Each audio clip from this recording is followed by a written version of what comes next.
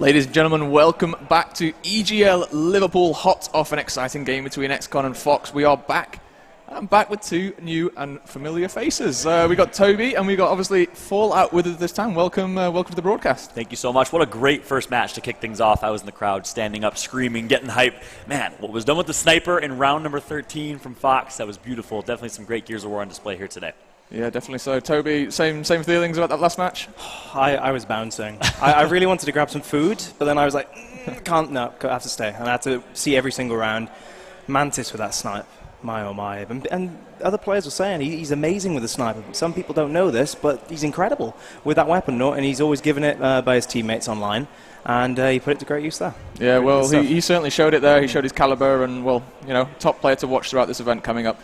Next up, though, Aerox against Regal. Both already played on the side stations. Aerox with a 14-4 record. Regal 14-0 clean sweep in their first game. What are your thoughts on this one? This is going to be a feisty one too, I'm pretty sure. Yeah, undoubtedly. You know, I don't think you can look at their previous matches and say how close this match is going to be. Both teams very high caliber, evenly matched. I honestly, personally think Aerox has a slight advantage coming into it, but of course, we'll jump into predictions here momentarily. I think it's going to be a good one, just as good as our first match. I think it will go game 3, but I do see Aerox taking the win. Yeah, I mean, Aerox for me as a team, they've been a bit inconsistent, right? Online, on paper, they are a god squad. Yep. You wouldn't be surprised if they'd come second most events, but no, they've been struggling for top 3 most of the time. And I think, you know, there's that tilt factor. It's the fact that they are such big names in the community. They have so much pressure on their shoulders, but a lot of the time they just don't live up to those expectations. I think they get the better of them. Okay, well, as you mentioned, right, they're a well-known roster. Let's talk about the rosters a little bit more. I know, Toby. We've seen this roster a lot in a while. Recently signed on Aerox. They've just come over from Pandemonium Esports. They're a team that have been around for a long time, always kind of pushing that top 4 spot.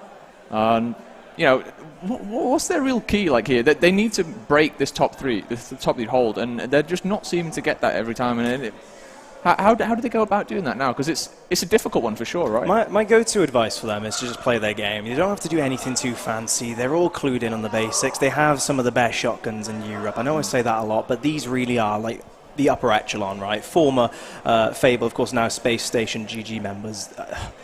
They just need to play their own game. But saying that, against a team like Regal Reserve, who now, you know, those players, the Spanish players, they've proven that they can bang with the best with the shotgun.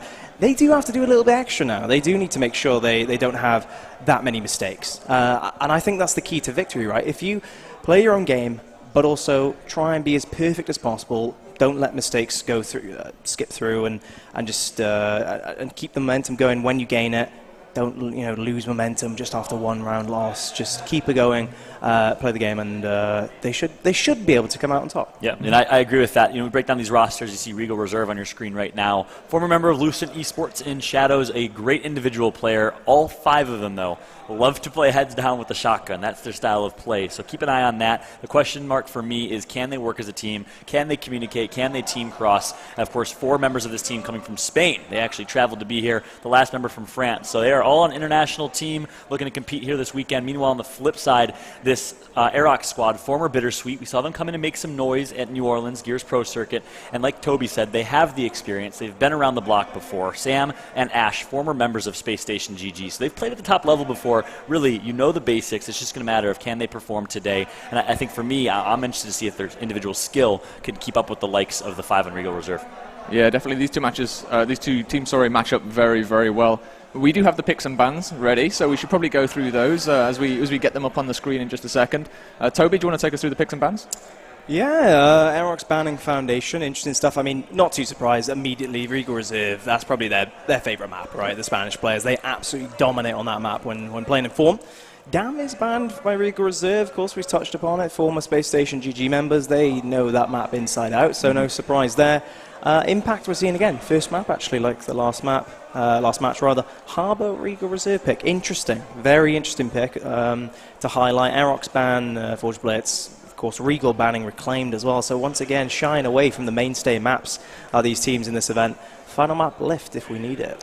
I'm liking the Harbour pick there, for I'm not sure if you agree here, but Harbour for me is one of those it's not picked that often, and I like to see it just sneak into the cycle every now and again. Yeah, I agree. I think it's actually a little bit of strategy there. Harbour is a map that's not played often, just like you said. So this Aerox team we talk about has so much experience. They're going to be great on the maps like Foundation, the maps that are played so incredibly often, reclaimed, and so on and so forth. So picking Harbour, I think, is a slight upper hand for Regal Reserve. I like the play from them, and of course Lift is in the third map, which I think we're going to come down to. So it's going to be a great one. Impact, Harbour, and Lift. The maps are set, the game is set, and I'm excited for this one. Yeah, it should be a good one for sure. I'm going to go down the line. I'm going to go for predictions and just a little bit of a reasoning why as well, just to give a bit of footing to your prediction. As an old man himself, old Gears of War player, I think experience trumps individual skill always, and for that reason, I got to go with Aerox. You have former European champions in Ash and Sam. They have the experience. I do know that conversation here today. Sam is coming back from a trip to Ibiza, or Ibiza, as you guys say over here, so he is maybe not the most well-practiced himself, or the team maybe not so much either, but I think the experience will trump. Incisive, a great individual player who has so much potential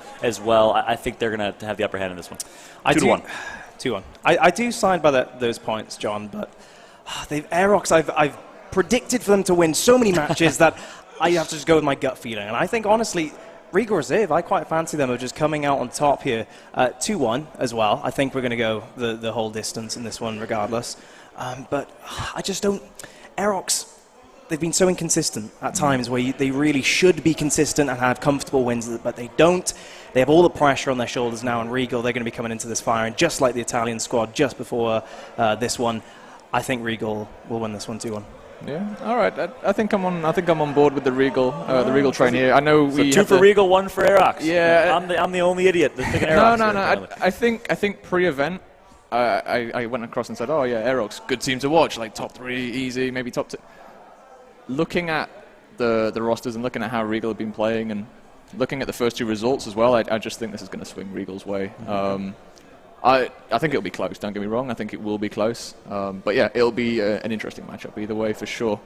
Any closing thoughts on the predictions there, or are we all right to move on? Yeah, I mean, look, the reality is this Regal team does not have the experience. I keep going back to experience, right? But I think correct me if I'm wrong, I believe the only member of that Lucent Esports squad who, of course, came out of nowhere and surprised is Shadows. I don't believe Dragons, Dysix, or Swift were on that Lucent team, or were they? Maybe I might be incorrect in saying that. The thing with the Spanish community, they've been on so many different teams together. They've all mixed and matched. Gotcha. This is a different iteration now. Of course, Strikers, a French player. We know all about Strikers. We don't need to. Now he's teaming with these players, and that goes to show, right, that if the veteran of Strikers is teaming with the rest of these on Regal, very good org, by the way, we're familiar with in the European community. I'm sure they're confident in their ability and their experience together. I'm sure they built up a lot of chemistry ready to go up against Aerox. And we also left out J-Rage, too, as part of that roster conversation. Of course, we mentioned Sam and Ash, 4 members of Space Station. J-Rage, of course, played with that roster for the second half of Season 1. I think you guys are absolutely insane off your minds. I got Aerox taking this. But either way, it will be a great matchup between these 2 teams. Of course, first map will be on Impact, and I could not be more excited for the action to kick off here. Yeah, for sure. And as you said, very, very skilled roster.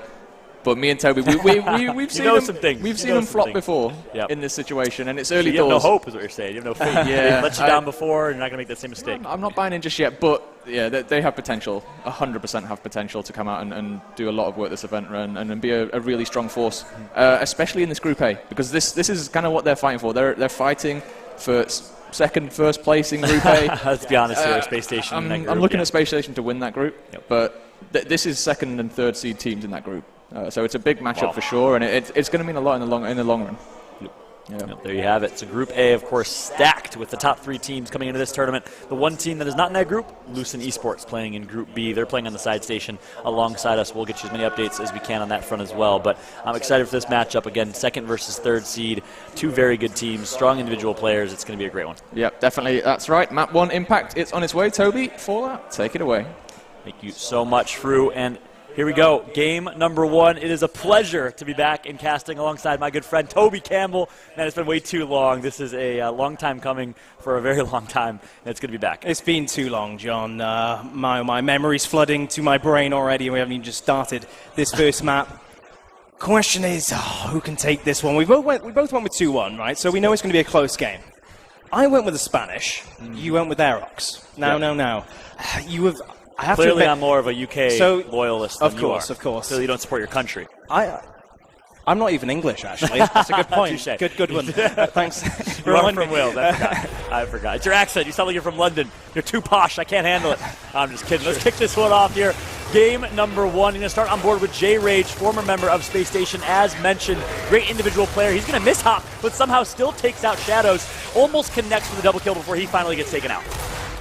It is going to be an absolute slobber knocker again, isn't it? Down at this tail end of the map. Ash does get a double, and he sides it with the kill as well. Striker's pushing up as Sammy does go for that early overextension. So maybe actually some confidence from Aerox straight away. Maybe they overheard us already going straight for that triple cap as Regal come flying out to spawn with that 10-second respawn time. The question is, can they hold on? The kill feed is starting to light up in blue. Yeah, and if I'm this member, I can't even see at the bottom of my screen who this is. I think it's Sammy. If I'm Sammy, he's going to pick up one of you taking out. But I'm backing out and resetting there. You got what you wanted. You got the break. You have 2 caps to 1. You have a nice double the score lead. Back out, reset, value your life a little bit more. That's something that I think you were watching a Crimson's. You would have seen him do. Of course, many players on the North American side would have stayed alive and valued their side there. Instead, Sammy goes for a trade, and it is now 2-1 in favor of Regal Reserve. The script has been flipped here in this one. It was very Space Station-esque, wasn't it? Just going for that straight triple cap. Yeah. Very unorthodox in that sense. But I like that aggression. Yeah. Play for the triple cap, get the decap, and then back out and reset after that. It's 10-second respawn timers. You got to kind of be aware of the situation here in this one. Great shotgun in from Ashens. New member, of course, racing Godfax. Does get the first kill, makes it a second as well as players of Regal Reserve do start dropping. They need the B-hill, though, for that triple. Yeah, Ashens with a beautiful double kill. He's showing why he's here, and that he is the real deal. Of course, Ashens, an up-and-comer in the European side. You haven't seen him compete really on a main stage before. Not sure if he attended the previous EGL, but a great individual player himself. Yep, and there you go. The first round does come in from Aerox, and that continued aggression actually paid off for them. Despite our concerns there, 1 minute 55 that first round. Good stuff from them, and you mentioned it, Ashens, actually a very good player, very quick up-and-comer, extremely quick as he got to the ranks, if you will, of Aerox, J-Rage, Sammy, those kind of players.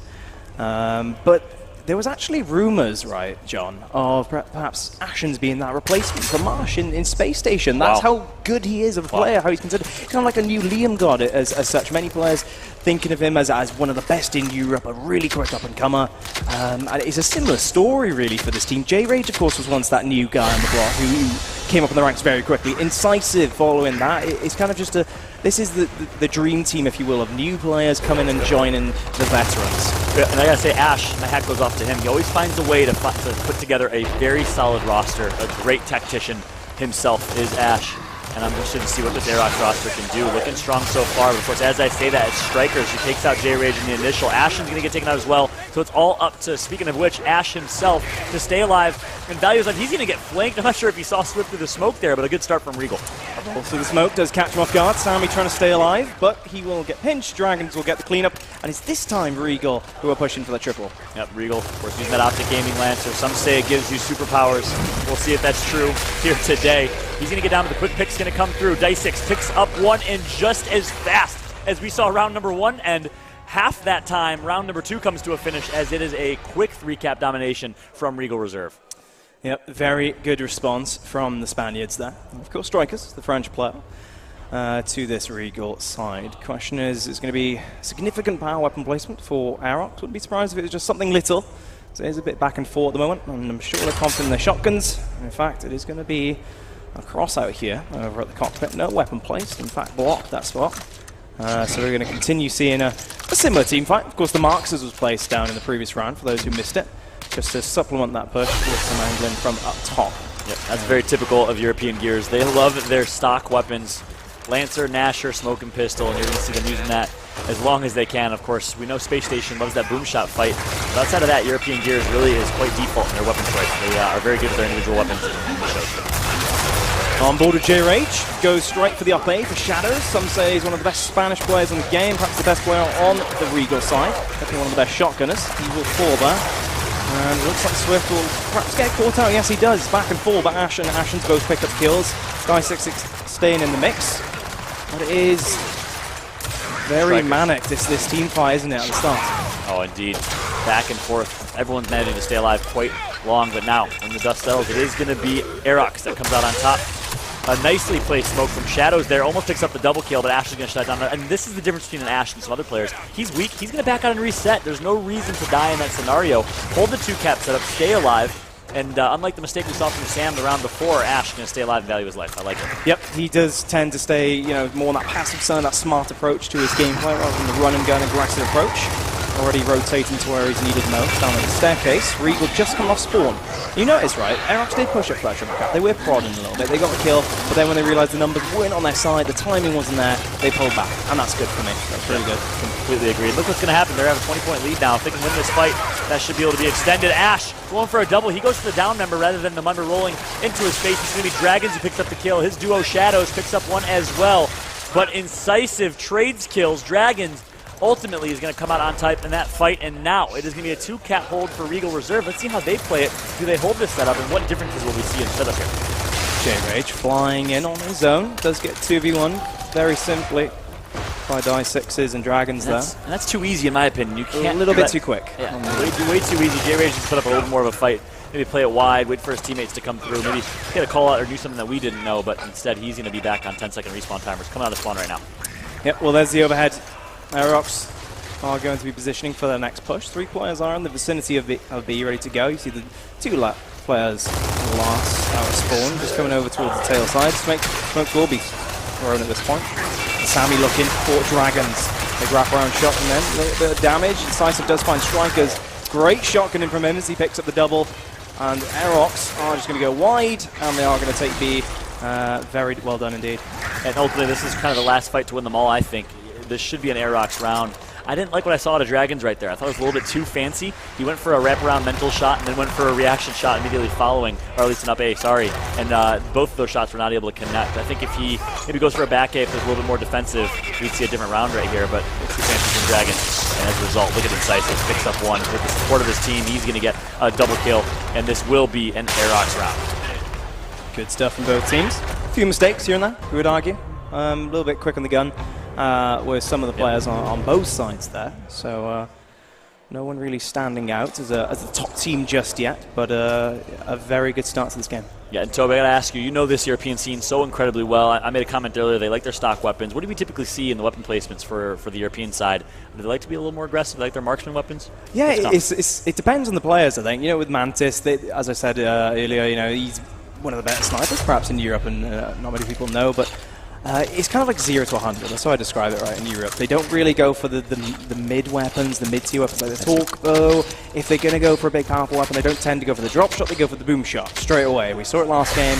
I think you summed it up right. They like their stock weapons, but when a bigger power weapon is needed, they don't mess around in the center. They just go straight to the boom shot. It's a force change without doubt. Interesting. So whereas Echo Fox and teams on the North American side like to play the story out, maybe place a weapon, and it's kind of the accumulation of weapons that creates a strategy for them. It's more all or nothing on the European side. Interesting commentary there, and of course we've seen that come to fruition already in some of these matches. Shadows somehow still alive, just getting up from that down, blows Ashens away. But great incend from Ash, straight on that cover, not messing around or risking any more deaths on his side. It will be a cap of beat. Oh, Ash, nice little incend on Swift as well, that's an important one. Swift was lurking over towards the enemy home hill, and as such, Aerox can be confident, coming out of spawn, they've got map control, they can just go straight to their positions and set up. Yep. Round number 4 here, Flames can come through, Dragons picks up one. Keep in mind, neither team capped their home hill, so finally that A hill is going to be capped 20-0 or so deficit for Regal Reserve in this one. Let's see how they play this B hill, though. A nice kill from Dragons, opened up the B hill push, and quite easily they're going to get control of that B hill. And look at this overhead map now. You're going to see in the middle of the screen nothing but blue as they're going to hold on to that B hill and set up. But on the Aerox side, how will they play the counter? Looks like they're waiting for some spawns to come through, and it looks like they're going to be going instead for a low E side rotation, pushing towards the A hill. So home and away hills push from Aerox. Let's see what pays off. J-Rage leading the helm. He's going to be in essentially a 3v1 because his teammates aren't nearby. Ash comes in a little bit late. He's going to be in a 3v1 as his teammates already down. A little bit quick there as well, that push, John. Yeah, too quick. I don't know what the urgency was for J-Rage. He had no health to get those kills. I don't think there was anyone on the angle that was going to be able to hit him. So he could have waited to get his health back and then push for those kills, which also would have bought time for his teammate to rotate. Instead, it's going to be Regal with a 3-cap domination. No one is in sight of that C hill, and that's going to be it. Just like that, Aerox with a nice mid-round push completely gets denied by Regal Reserve and they're going to hold on. 2-2 is the score. And did we not tell you that this is going to be a close one? We are tied at 2 apiece going into the 5th round. And the kills fairly balanced. I'm looking at the scoreboard on my second monitor. Both teams really, it's just a back and forth slaying power. I think we nailed on the head in the pre-game talk, John. A little bit of mistakes here and there from both sides every single round. Questionable push from J-Rage. I mean, yes, it was kind of obvious straight away to us that they were pushing for home hills. I'm sure Regal Reserve were aware of that. Maybe J-Rage was trying to get the first kill at least to keep the surprise factor and keep the door open, but a little bit too quick perhaps, given the terrain especially. Yep. It was never going to go well, was it? Yeah, I mean, given the terrain is a key point there. Someone had an elevation advantage on him. There were 2 people coming out of that spawn, completely agreed, and now we're going to see the placement of Ensign still in the middle, and then of course a little bit of extra shotgun action down low. Yeah, we've seen that a little bit more overkill. I love that weapon. I wish people would use it more. It's just, if you're losing a 1v, a very important 1v of that, such as on the home hill street, just get an overkill out. Change the 1v straight away without actually adding too significant a power weapon. It's a very good way to look at it, yeah. I never actually considered that, how that overkill really changes that 1 versus 1 fight. So, of course, but a lot more easy to use than the Nasher on this fight. Ashen's hiding around the corner. Die6's, I think he was a little bit aware, but just not quick enough on the gun to fly at Ashen's. Ashen's quick rotation around C as well. No one's capped the home hill just yet for Aerox, so they've definitely thrown the majority of the numbers at B, going all in. Sammy, big shotgun fight in front of him, but he will fall. Shadow's great movement on point as per usual. J-Rage getting flanked. So that flanked by Ashens, he's the last one alive. He's just going to save the round, at least for now, if Regal were going to fly with those numbers, but instead it's probably not going to lead to much, and he probably should regroup at this point. And that's a heads-up play from Ashens, though. I like that. Reminded me a little bit of Ribs, the way he's just staying alive, being annoying, staying in spawn, and overextending in a smart way. I think well played from Ashens. The rotation's going to come through from his teammates still at that C hill, and that's going to allow the A hill to kind of hopefully be in contention for Aerox. Shotgun from Sammy, but someone needs to get to the hill to break. It's not going to be at the B hill, it will be at the home hill for Aerox. Does the break come through? Still, the kill feed lighting up blue, so Regal, they're keeping up the pressure. They're staying near the enemy spawn.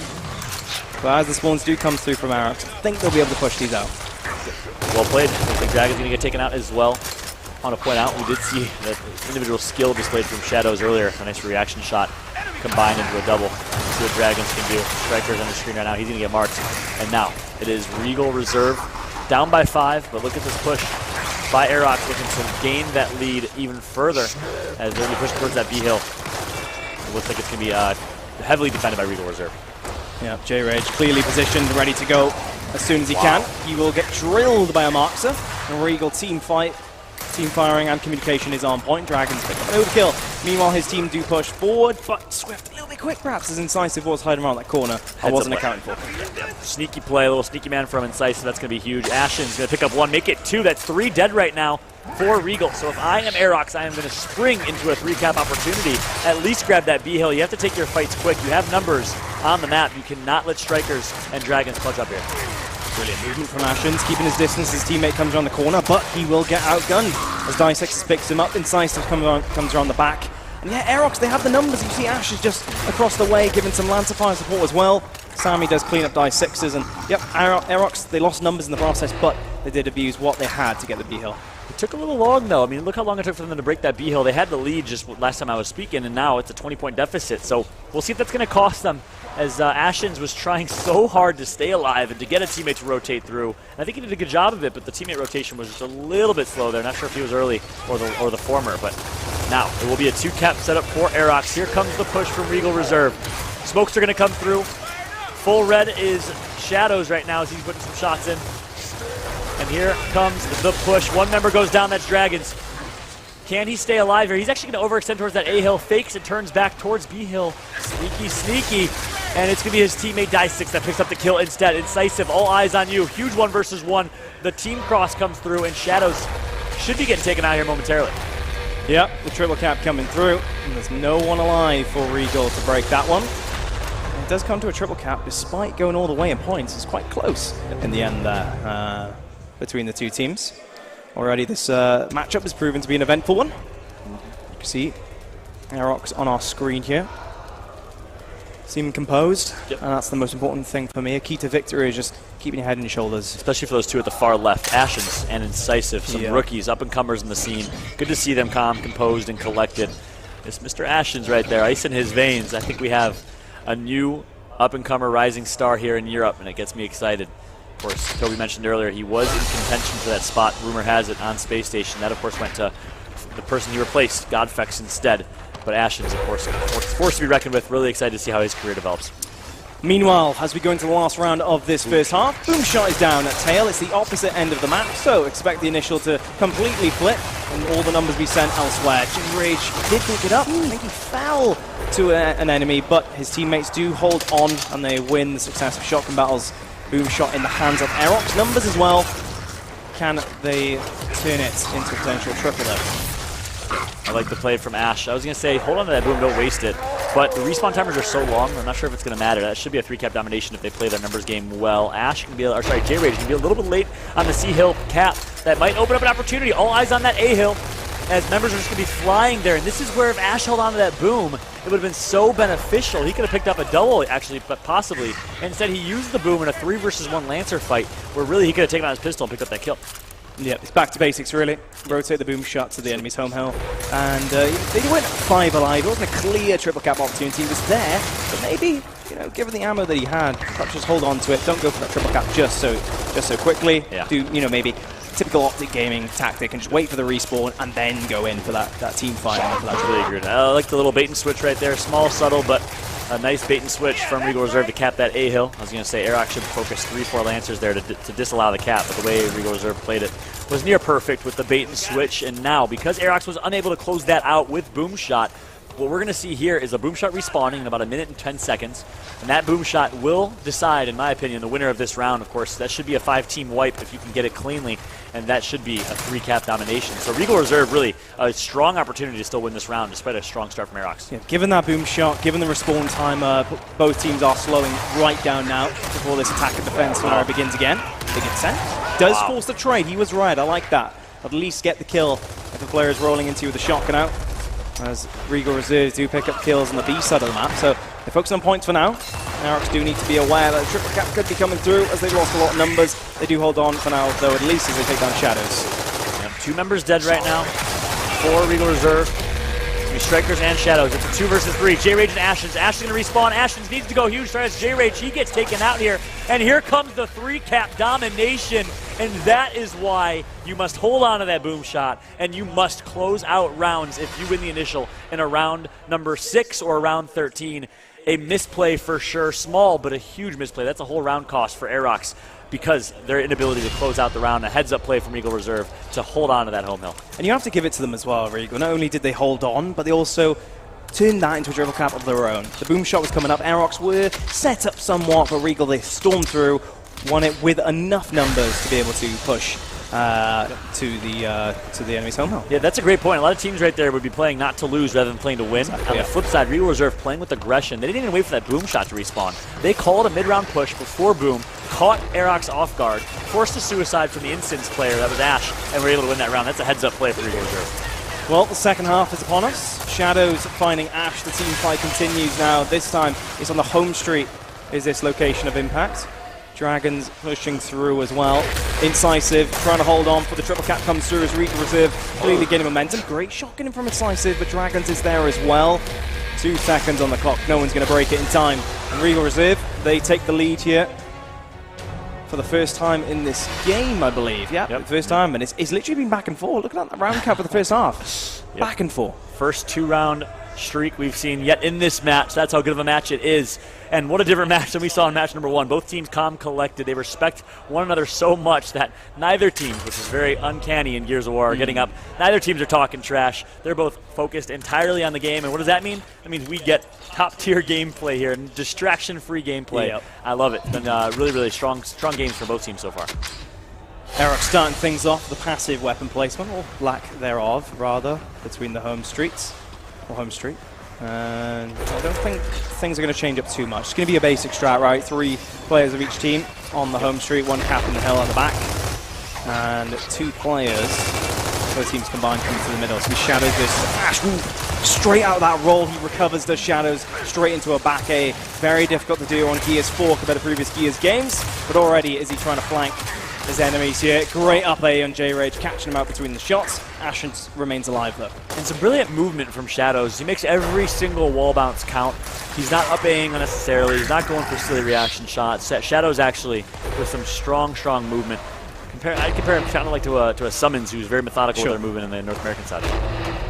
Well, while all that was going on, the E-Hill has been captured by Aerox. The COG side of Regal are pushing heavily in the home shoot. 4 players here sneaking up, and I don't think Aerox actually have vision on that. There's no visibility there. The players are scattered across the map. They are aware, though, now that players are storming through the smoke. I don't know how many there are, though. You're going to have to hold on.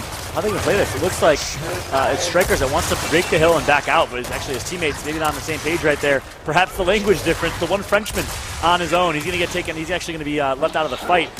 Now Strikers back in the fight. Going to full red one. Ash, speaking of full red, he's hurt himself. Finally, Sammy's going to rotate his former teammate on the space station side before finally getting taken out himself. Recap domination. Big 1 versus 1. This can decide the round here. And it's going to be Ash that comes out on top. Brilliant shotgunning by him at the end. Yes, he missed shots at the start, but he kept his distance with Strikers. He got the meat shield down, and he did it textbook. No risky plays going in for that one shot as the klaxon started ringing for potential triple. Nicely done from Ash. I want to ask you, Toby, we saw an aggressive push from Eagle Reserve, home and away hills. They're down by 1 hill.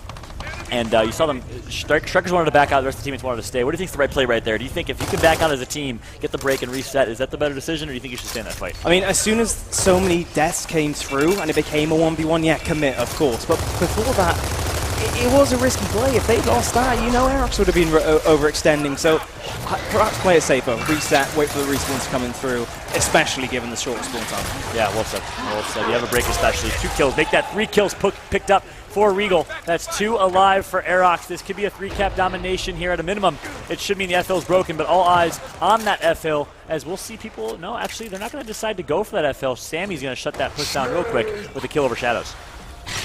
Pushing up just a little bit, angled from the middle. He knows his teammate in J-Rage is overextending just a little bit towards his position. So yeah, they are going to go on this, I believe. He's only clocked 1 player. 1 is coming out of spawn though. Sammy trying to level the numbers quickly, or at least give the numbers advantage to them as they go into the enemy spawn. Die 6s will fall. Nicely done, Sammy. He keeps his health. He knows his teammates are coming. What a wraparound shot from Shadows. He shuts him down. But the push maintains itself. Real response as Swift and Dragons set their eyes on Ash. Oh, Swift, that's a huge play, breaking that F-Hill. And look at the score here, 180 apiece, but it's going to be all red at the bottom left of your screen. Aerox should be able to close this one out thanks to those kills, even if that D-Hill is broken, unless it's capped quickly, which it could be. Big 1 versus 1. I wonder if there's anyone on Aerox sneaking away to the E-Hill. If they can break that E-Hill, they win the round. Instead, they want to win off of the away hill. Finally, that E-Hill will be broken, and this will be an Aerox round. We are tied once again at 4 apiece. Brilliant gameplay here from both teams. Ultimately, it is Aerox, though, that edges them out at the end of the round. It is both teams just going on their slaying power and basing everything off that, isn't it? It's no unique strategy coming out from both teams. We've seen it before, but they're executing it very, very well. And it's a question of who's countering said plays as predictable as they might be, given that it is back to basics at this point in time, in terms of determining who comes out. Yeah, and look at the stats, too. You see almost 18, 19 kills for all members of Aerox. Meanwhile, J-Rage holds it down with the support. Typically, we're used to seeing that on his end. Of course, back in the Epsilon days, he did the same. Meanwhile, a lot of kills in the hands of Regal Reserve, but it is Aerox that's actually outslaying Regal Reserve, so showing some great individual skill here. Marksters are down, of course, at Parking and Hospital from Regal Reserve this time round. Ashens does posture for potential team fight here. Further up. Regal sitting back to Mark, still has to be careful. Die 6s are aiming at him. No pressure, of course, on the Die 6s, so he has to jump up and down on that aim. He can just focus hard on Ashens with the 0 pressure upon him. Sammy and J-Rage do get kills, though, Oscar. And those are big kills, because that's 2 in a row for Regal Reserve. They have a 5-on-3 numbers advantage. If Sammy and J-Rage don't go big right there, this could be a Regal Reserve round quickly, but still might be, actually. Triple cap's coming through. Not going to be decapped. It's going to be broken, though. Finally, that E-Hill, thanks to some plays from Sammy, is going to be broken, sorry. And it's going to be Aerox that's able to stay alive. The respawns come through. Ashens takes out 1. All up to Dragons. He gets taken out as well. Good job by Aerox holding on, but barely. And look at the damage that's been done. 35-point lead right now for Regal Reserve. Once again, impressive shotgunning from Aerox. Despite backs being against the wall there in the enemy spawn, they do hold out. Shadows and Co, though. Strikers getting the control of E, as Aerox players do rotate over and provide a lot of pressure in the form of Lancer Fire. Sammy, great angle taken from him. Cover from other players, although he is flanked in the meantime, so it's anyone's hill at this point in time. Although Shadow's taking out his teammate Strikers, that's probably the nail in the coffin there. Unless Regal Reserve can come straight off respawn and funnel down to that hill. Incisive will be picked up by Shadows, so they're definitely still in this. And honestly, I'm very impressed by Shadow's gameplay. You know, right there, he was full red. He got the down from his teammate. A lot of people would have just up-A'd, even though they were full red for that kill. He waits to get his health back, values his life. He finally does get taken out, losing a proper 1 versus 1, but smart plays from Shadows. He's been playing incredibly well. Every single bounce, all of his movement is so well thought out. I'm like what I'm seeing from Shadows right now coming from Spain. Yep. Memories, perhaps, of, say, optimal toy soldier running around, bouncing as fast as you can, but every bounce being thought out, every bounce being effective, and not just blindly spamming that button. Nicely done from Shadows as usual. Die Sixes picks up the marks while his teammates are going to work on the F-Hill. Here he is again, Shadows moving around. It's going to be 3v1. Ashen should fall, but he does get the trade out. So well done from Ashen's. Perhaps Shadows that time around should have been keeping his distance to make sure he stays alive. I was about to say, I have to eat my words here because no reason. In a 3-on-1, aspiring Gears of War players take notes. A 3-on-1 and your home hill, no reason to die right there. Roll backwards, take out your pistol, let your teammates do the work, stay alive in that situation. Instead, a trade that was unnecessary. But it is a huge lead for Regal Reserve. I'm not sure if it's even going to matter here. This is a Regal Reserve round unless we can see Aerox stringing together some kills here. Final push from Aerox. 3 or more players flying at the F-Hill now. E-Hill hasn't been capped, by the way, so they only need to decap this one just to keep the round going. Pause it for a second, if you will. Sammy pushing up down to the right. Big up back A from Dragons, and he gets the up A as well. That's a round winner for me. F-Hill not going to be broken in time. Regal Reserve, they pick up another one. Dragons, nice double kill to hold on right there. 5-4 is the score in this one. Again, clashing of the two titans over here on European soil, and they are just trading punch for punch in map number 1. It's been a pleasure to watch so far. 20 bomb for Shadows and Dragons, the duo coming over from Spain. Meanwhile, on the Aerox side, we see 19, 18 kills for 4 members of that team, playing incredibly well. A 20 bomb in the hands of Ashens, the young star himself. Question for me now, as we're approaching that 7 score limit there of this map, is it a different weapon placement you could consider now? You've been going back and forth, right, John? It's pretty much simple. It's predictable gameplay and pushes. Nothing too ridiculous with weapon placements or surprising. In fact, they're just going to go with a simple incense in the middle. Literally a mirror of the first half weapon placement so far, John. Yep, almost identical. You know, if I'm Aerox, I'm feeling comfortable with that boom shot placement. You won the round. I know it's only a 1-round sample, but you won that initial round. You're 100% on boom shot rounds, which says something. I know it's not a lot, but I'd be comfortable and confident placing that boom shot if they lose this round. We'll see what they do. Change in strategy. Regal Reserve, 2 players down to the middle of this map towards J-Rage's very position. Not sure if Ashen's aware. They're definitely aware, at least, of the home hill. Not having too many players on it, but Shadows, a double. Despite the numbers advantage, he just goes in and gets a triple. There's not going to be any players lost. They have the numbers advantage, and they're all grouped up. They get cannonball into this one. And it's an unfortunate misplay for Ashens right now. I don't even know if I can call it a misplay, but he thought he was getting flanked, so he turned around. And in that 2 to 5 second window that he turned around, Regal Reserve capitalized by pushing 3 through the middle, taking their 3v2. Ashens wasn't there to help. And the one advantage that they had by sending one person to I's and T's, they lost because Ashens was distracted for just a minute. Brilliant first revive there from Incisive. Shadows does clean up, and, you know, Regal, they're keeping up the pressure. You know, they've done so much so far that they're trying to turn that into a very round. Incisive's keeping alive for as long as he can, picking up the kill, breaking, but it's not going to be enough, as Regal's teammates elsewhere on the home hill do win their team fight, and that's a very good round from Regal, and that's going to give them a map point here on impact, and well deserved. Yep. Yeah, a very good second half here for Regal Reserve. They've certainly turned up, and this is going to raise the question I brought up before. I said I would have loved to see Aerox place a boom shot if they lose this round. What do you think they're going to do here, Tobes? I think you've nailed it on the head there, John. Looking at my second monitor, there it is. There is a weapon going down, and I can confirm for you folks at home, it is a boom shot, and it's down at the tail again. 20-second respawn timer, but of course they've gone all in, right, John, with the boom shot. But the issue for Aerox potentially is they've got to win 3 rounds in a row with this boom shot. There's not going to be too much of a change of initial, unless the weapon change does come through, of course.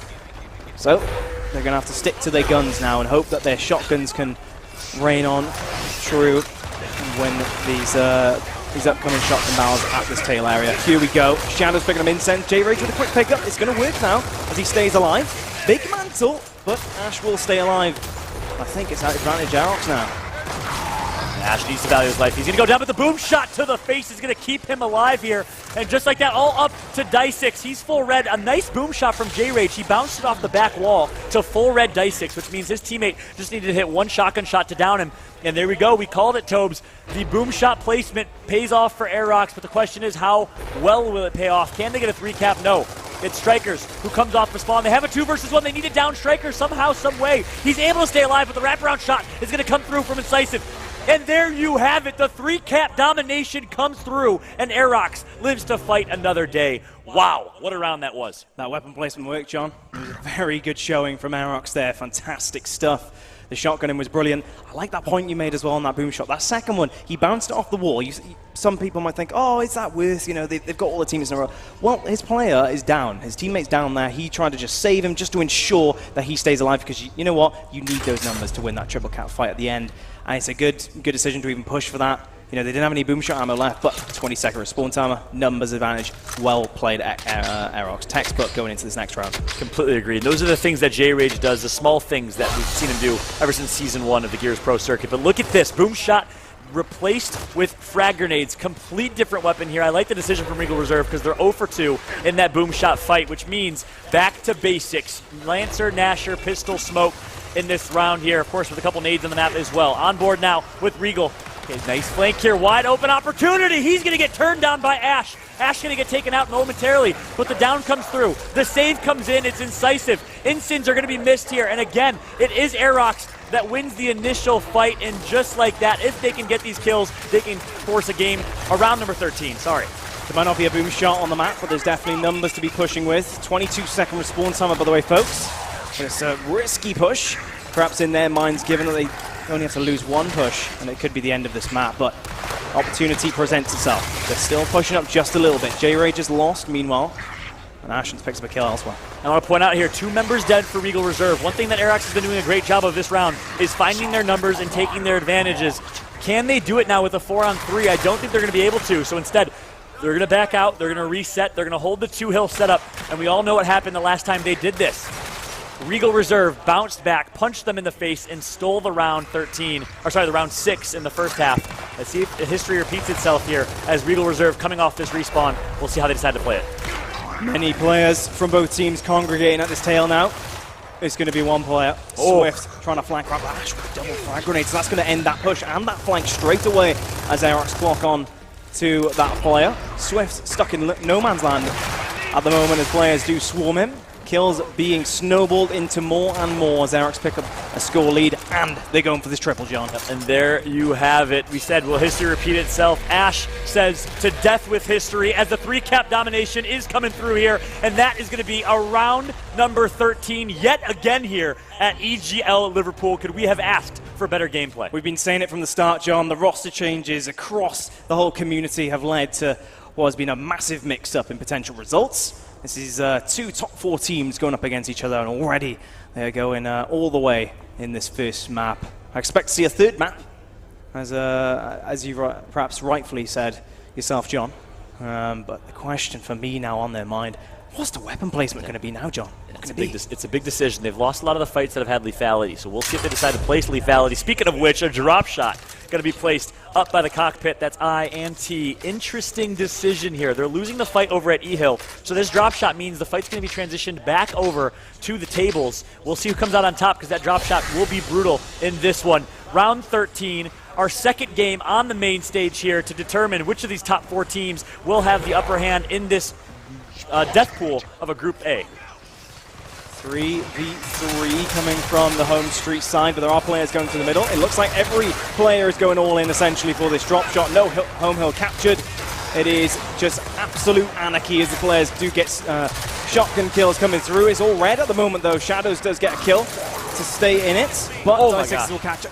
Shadows with another as well. He's got a double. He's single-handedly kept his team in it. Can he find a third? What? Look, the movement is absolutely insane. Can he find a fourth? No, he cannot. Has he done enough, though, to prevent this triple cap, John? And Shadow single-handedly keeps his team in this. I think he has, Toby. I think the respawns are going to come through. I don't know if all members of Aerox are going to get to that E-Hill and that A-Hill on, that D-Hill on time.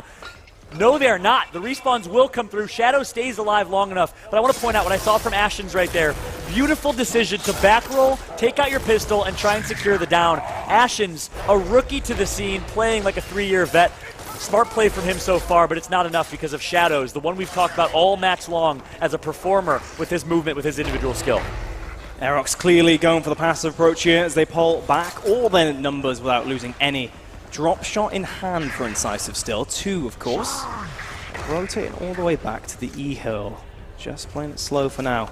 And we saw in the first half, Aerox in round number 6 held the 2-cap, lost the round with a nice Regal Reserve play. We saw in round number 12, the opposite. Aerox held the 2-cap and was able to win the round. We'll see what will happen here in the decision round 13 here in map number 1.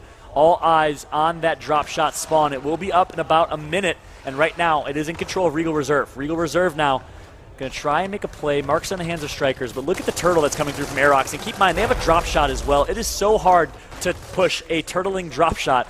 It's not like I'm telling a story here, but it's going to be a kill that comes in early from Dragon. So that's a 5-on-4 opportunity. Sammy with a slight misplay there. Sammy caught out in the middle. It's a very risky position. He's not aware of what's going on around him. He does get taken down. Ashen's with a double, though, and that's definitely going to keep his team in it as he pushes over towards that E-hill.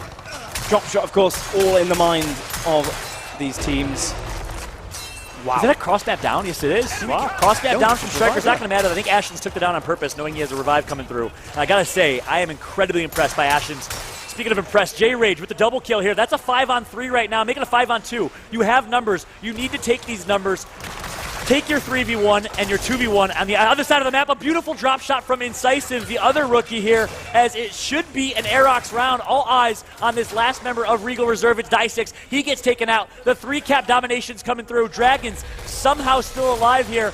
In a world of hurt, he's going to get taken out, and Aerox will close out round number 13 here. No, a break is going to come through. Shadows keeps it alive, but look at the score. 185, not going to be enough, and Aerox is going to win game number 1. Wow, brilliant play from Aerox. 3 rounds in a row from Aerox there at the end as they keep their head on their shoulders, literally what we've been talking about before this game. They hold on to their nerve. They win 7-6 in the end. That round was so entertaining. I mean, you had drop shot kills, Incisive going with amazing drop shot kills of that. You saw J-Rage with a double. Ashen's holding on when Sammy, his teammate, made a mistake potentially with his position in the middle, keeping his team in it. And of course, Aerox, the chemistry clearly there at the end as they hold their nerve, going for that triple. And he's very well executed indeed. What a map to start us off, Sean. Completely agreed, Toby. I know I mentioned it in that round 13, but I gotta say, MVP of that round 13 at least was Ashen. The way he stayed alive, back-rolled, and valued his life early on, that was huge. That was a big difference maker for me rather than dying early. Put the damage in, got 1 down. And then at the very end right there, the way he flanked and picked up the double kill, such a heads-up play to flank right there, that, in my opinion, won them the round. That was the double kill that they needed because Sammy was dead. It was a 5-on-4 in favor of Regal Reserve. They had complete control. Ashen's single-handedly makes it a 4-on-3. Of course, right after that, J-Rage picked up a double kill of his own to make it a 4-on-1. They took their numbers, and they won the round. I love the play from Aerox right there. Not looking like an unpracticed team for a whole week, thanks to Sammy taking some holiday over in Ibiza. Instead, it is a beautiful way to close out 3 straight rounds. Yep, perhaps a little bit of a break has paid off for him. Who knows? So they just come back to it and play their game. You know, they don't get too complicated with it. They stick to the basics, do both teams, and count on them making the rotations necessary at the right time. Yep. And it paid off for Aerox, but it was a very close game, wasn't it, to start off? It was. And I got to ask you, Tobes, you did mention in the pregame this Aerox team has let you down in the past before. Is this something we haven't really seen from them, their ability to close out games, round 13s? I know we saw it a little bit in New Orleans, but is this a different Aerox team this time around? I think a lot of people would perhaps say as soon as Regal picked up the pace in the second half, that, you know, maybe Regal are just going to run away with this. You know, maybe they're going to snowball that momentum. Spanish, you know, they really do snowball on momentum. Usually Aerox the opposite when they start losing. But no, a little bit surprised I am actually at them keeping their heads there and responding to each round. No one was making any glaring mistakes. There was clearly, like, you know, no chokes or anything of that nature. I hate to use that word, but yeah, Aerox might be a team you might associate that with in terms of previous performances. But Harbour is the next map, John. An interesting one. We don't see it often. Aerox, you know, as a base of a team, they've been playing together loads. I'm sure they've practiced lots together. Of course, equally so with the Spaniards. You know, they've been in different teams, or a mixture of teams. All the Spanish community have played together once in a while. And as such, you'd expect them to have the chemistry and the know-how of who's going where, who's the best player for what position. So this could prove to be a very entertaining second map as well. Yeah, I couldn't agree more. Interested to see how Harbor plays out. And one thing we did see, I wonder if it'll continue to be that way, but anytime a boom shot was placed, anytime we saw some lethality, we saw Aerox have the upper hand. Of course, the drop shot in round 13, the 2 boom shot rounds we saw actually make it 3 boom shot rounds we saw total on that map. So 4-0 in wins, in the initial at least, from Aerox with that boom shot or drop shot place. So you wonder if that's going to play effect in Harbor map number 2. Do you think we'll see some more lethality in our weapons? I think so. I think given the map Harbor, I would not be surprised if EU, keep to the usual EU guns of stock weapons and only up the ante with a boom shot of necessary at the end. Wouldn't be surprised, but equally so, a sniper on this map can be lethal in the right hands. Some great snipers on both sides, and especially that the top stern is a prime position for just that. I think what we'll see with Harbor is more of the same with Impact. It's a bit like attack and defend, right? There's a clear place to try and set up. On this map, it's the stern, height advantage, and I think it's going to be who is the most on point with those rotations, right? Who pushes for the home hills, especially in that second half. Those home hills, they do get quite hectic. You are running from one hill to another in clear sight line of stern and winch control, so it all depends who's got the best communication, who's the most on point, especially in that second half. We'll see. All right, so rotations, communications, and some sniper play being predicted here for Toby. Going into map number 2, we'll of course see if that comes to fruition, but I completely agree. Rotations and comms will be important. This Aerox squad you see on your screen right now, on the left side of your screen, you got Ashens himself. The newcomer to the scene was just picked up by this roster, playing alongside Incisive, who many said was also an up-and-comer here in Season 2. There, of course, alongside Ash, J-Rage, and Sammy, former members of Space Station. Everyone knows them as the veterans in the scene. And again, many would assume Ash, the captain of this team, he does have an ability to put together a roster. We've seen him do it before, and I think we're seeing him do it again. I like this squad in Aerox. Of course, they're competing for a lot right now. Pro points are huge, and the ability to be flown out by the Coalition and Xbox to San Diego for the San Diego Open event that will be taking place September 28th through 30th. So a lot more on the line here than just that $20,000 prize pool. We also have pro points and a ticket to San Diego. Yeah, you do have to give it to Ash. It's a very good point. Since leaving the Epsilon roster, he has really stayed in the mix, right, in the competitive meta, if you will, of Europe. He's always had a top team fighting for that first and second position. He's always been on what would be considered a top 4 team since then. On paper, they should be the third best team, right? You'd expect them to beat Regal Reserve. Yeah, it might be a close game, but it's been more of inconsistency from Aerox and more of the Spaniards coming out of nowhere and really being aggressive in their gameplay and it working out for them, right? And coming up the ranks very quickly. Yep. And just to touch upon that, again, as such, Regal, they will not have as much pressure, you'd assume, as Aerox do. Yeah. I think Aerox winning that first map, it's going to be very uplifting. I think if they lost that, I would definitely bet on a reduction in performance in the second map from then. And as such, very demoralizing. Good for the Regal Reserve squad. I totally have been there as a player. It is tough to bounce off that first map loss. Of course, takes a captain, a strong captain at that, to get the team together and say, look, we were right there with them. A couple kills could have gone our way. We could have won that one. Forget about it. Short-term memory. Let's focus here on map number 2. But you made a point, Toby. Aerox, third best team in Europe. Do you really see them behind Lucent Esports, that second best roster? How far of a distance is that? You'd assume so, right? Yes. Despite the org name changeovers, which might be confusing. Formerly Supremacy, right? They rock that second spot, right? But Lucent is kind of the product of a mixture between Reaction and whoever he's playing with at the time. It's, let's say, what Regal Reserve are now, top Spaniards, Fractures and Cougars, really proving that they should be in as good as team as they can possibly get in the EU scene, in many people's eyes, really respected now. And of course, some Supremacy players stopping playing. I'm not too sure why exactly, their own reasons, as it were, but Lucent is the product of kind of a mixture between these Supremacy, these top Spaniards, the Jack Reaction team, and I think they slotted quite nicely perhaps into what many would argue is the second best team in Europe currently, and the favourites to reach the grand final against Space Station. Yep. And so yeah, right now we're potentially seeing third and fourth best team in Europe going head to head.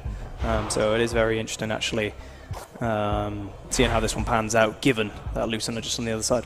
Yep, well said. And Of course, a big shout out to GT Omega Racing. You see them at the top right of your screen, our partner for this event, who made this all possible, by the way. Of course, helped us. It's horrible. John. Like a 1930s built. I think my grandmother made it. I use a wooden chair too. No, you don't. I honestly do. Oh, I was my gosh. about to say. This is tragic. It's not a good look, John. 2 casters using wooden chairs. We need to get some GT Omega chairs. It is literally like a dining room chair. It's fully wooden. Nice cushion at the bottom. Oh, you have a cushion. I don't have a cushion. I have straight wood. Straight wood. Yeah, like buttocks to wood. I mean, Down. it's brutal. You care about the posture, sitting up straight rather than sinking into the comfort of the chair. Sure, that's why. We both need chairs, John. We do. Can we take some pictures, compare chair for chair, pick for pick? I think mine's worse. We'll get a Twitter vote going. We'll see what happens here.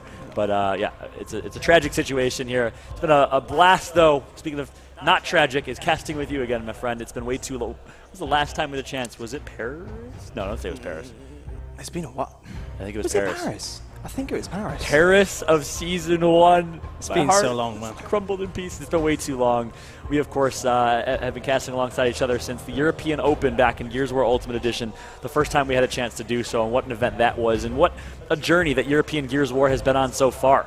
European Open in Gears of War Ultimate Edition started with AM2 Pro in Nottingham. We actually played at the Nottingham Football Stadium. How awesome an event was that? We, of course, took a big train, the top 4 teams, all the way to London. That was a fun train ride, by the way, where we had the top 4 teams compete. Of course, Team Envious was alongside the 3 European teams in that one at the Gfinity Arena in London. Great event that was. So great that Gears Esports decided to invest in the future of European Gears with an event in London, an event in Paris in Season 1 of the Gears Pro Circuit. And ever since then, EGL has really stepped up and taken the reins of European Gears of War. We've had EGL London, EGL Sheffield, EGL Liverpool, all in Gears of War 4. Am I missing one? EGL London again as well. London again. Yep. 4 EGL events in Gears 4. That's amazing. That's awesome. Big shout to EGL. Not only is the quantity of the events that EGL have been so kind to put on for us, but the production quality, John. I know you've seen it at home. The production quality has been amazing each and every single time. Consistent. The venues, you can see yourself. Wow. Isn't it just brilliant? It is. Isn't it amazing? Absolutely. I walked into this venue and for a slight second I lost my breath. That's how nice it looks here. If you guys are in the UK area, in the England area, if you're close even remotely to Liverpool, Manchester, maybe Birmingham, take a train up, get over here. This is an amazing venue. Support European Gears of War and get to this venue because it is an awesome, awesome place to be. A great community here in Europe. I have a lot of love for the European side of things. And of course, our apologies for the slight delay here. Looks like there are some technical issues on the main stage. The lobby is currently being rehosted. I think the game dropped, so we're just doing a little bit of filling here. Again, our sincere apologies for the delay. Trust me, there's nothing I want more than to get back into gameplay. But also a little bit of a breather after that first intense game. We had an extremely intense matchup. We've seen 7-6s. I think we've seen more 7-6s now than non-7-6s, which is which is a very rare sight indeed. But boy, is it proven to be a close event. As I alluded to, the roster changes before this event were thick and fast, and it's definitely thrown some teams into the mix. I like it. And here's the thing, and I think that I like the fact that we have a little bit of a chance to take a breather. I want to pull up my the chat real quick because I want to get the chat involved. I know we have some people watching out there, maybe Bruza, maybe Schlu, that would love to engage in this conversation. But here's one thing that's interesting. I want to throw it out there. Marsh, no longer on Space Station. Everyone knows what happened there. That opens up a wide open opportunity for Marsh to come into the mix, form a team of God Squad, and maybe a God Squad if he can, 4 gods alongside himself, and take the leadership role that I think he's always wanted to fill within a team. I think he has a little bit of some of those leadership capabilities. I would be really interested to see if Marsh decides to continue playing, what he does, who he plays with, and wow, would that change things in the European side? What are your thoughts? He's a very intelligent individual in and out of game, is Marsh. Yes, he's solidified his name as a big name in the community now, but he was an up-and-comer, right? He's come all the way, straight to the top, it seems. And it's not due to a mistake, right? Or luck, it's pure raw skill, it's smart, and I think he's got the pedigree now to actually build a team of his own, potentially. It might be a bit easier for him to perhaps slot into maybe Lucent or another team. Maybe Aerox could be on the mind. I think Lucent definitely, more on the radar perhaps for him. He's not in attendance this event for those who aren't aware. But there were some question marks. Is he going to come? Is he going to slot into a team last minute? He didn't.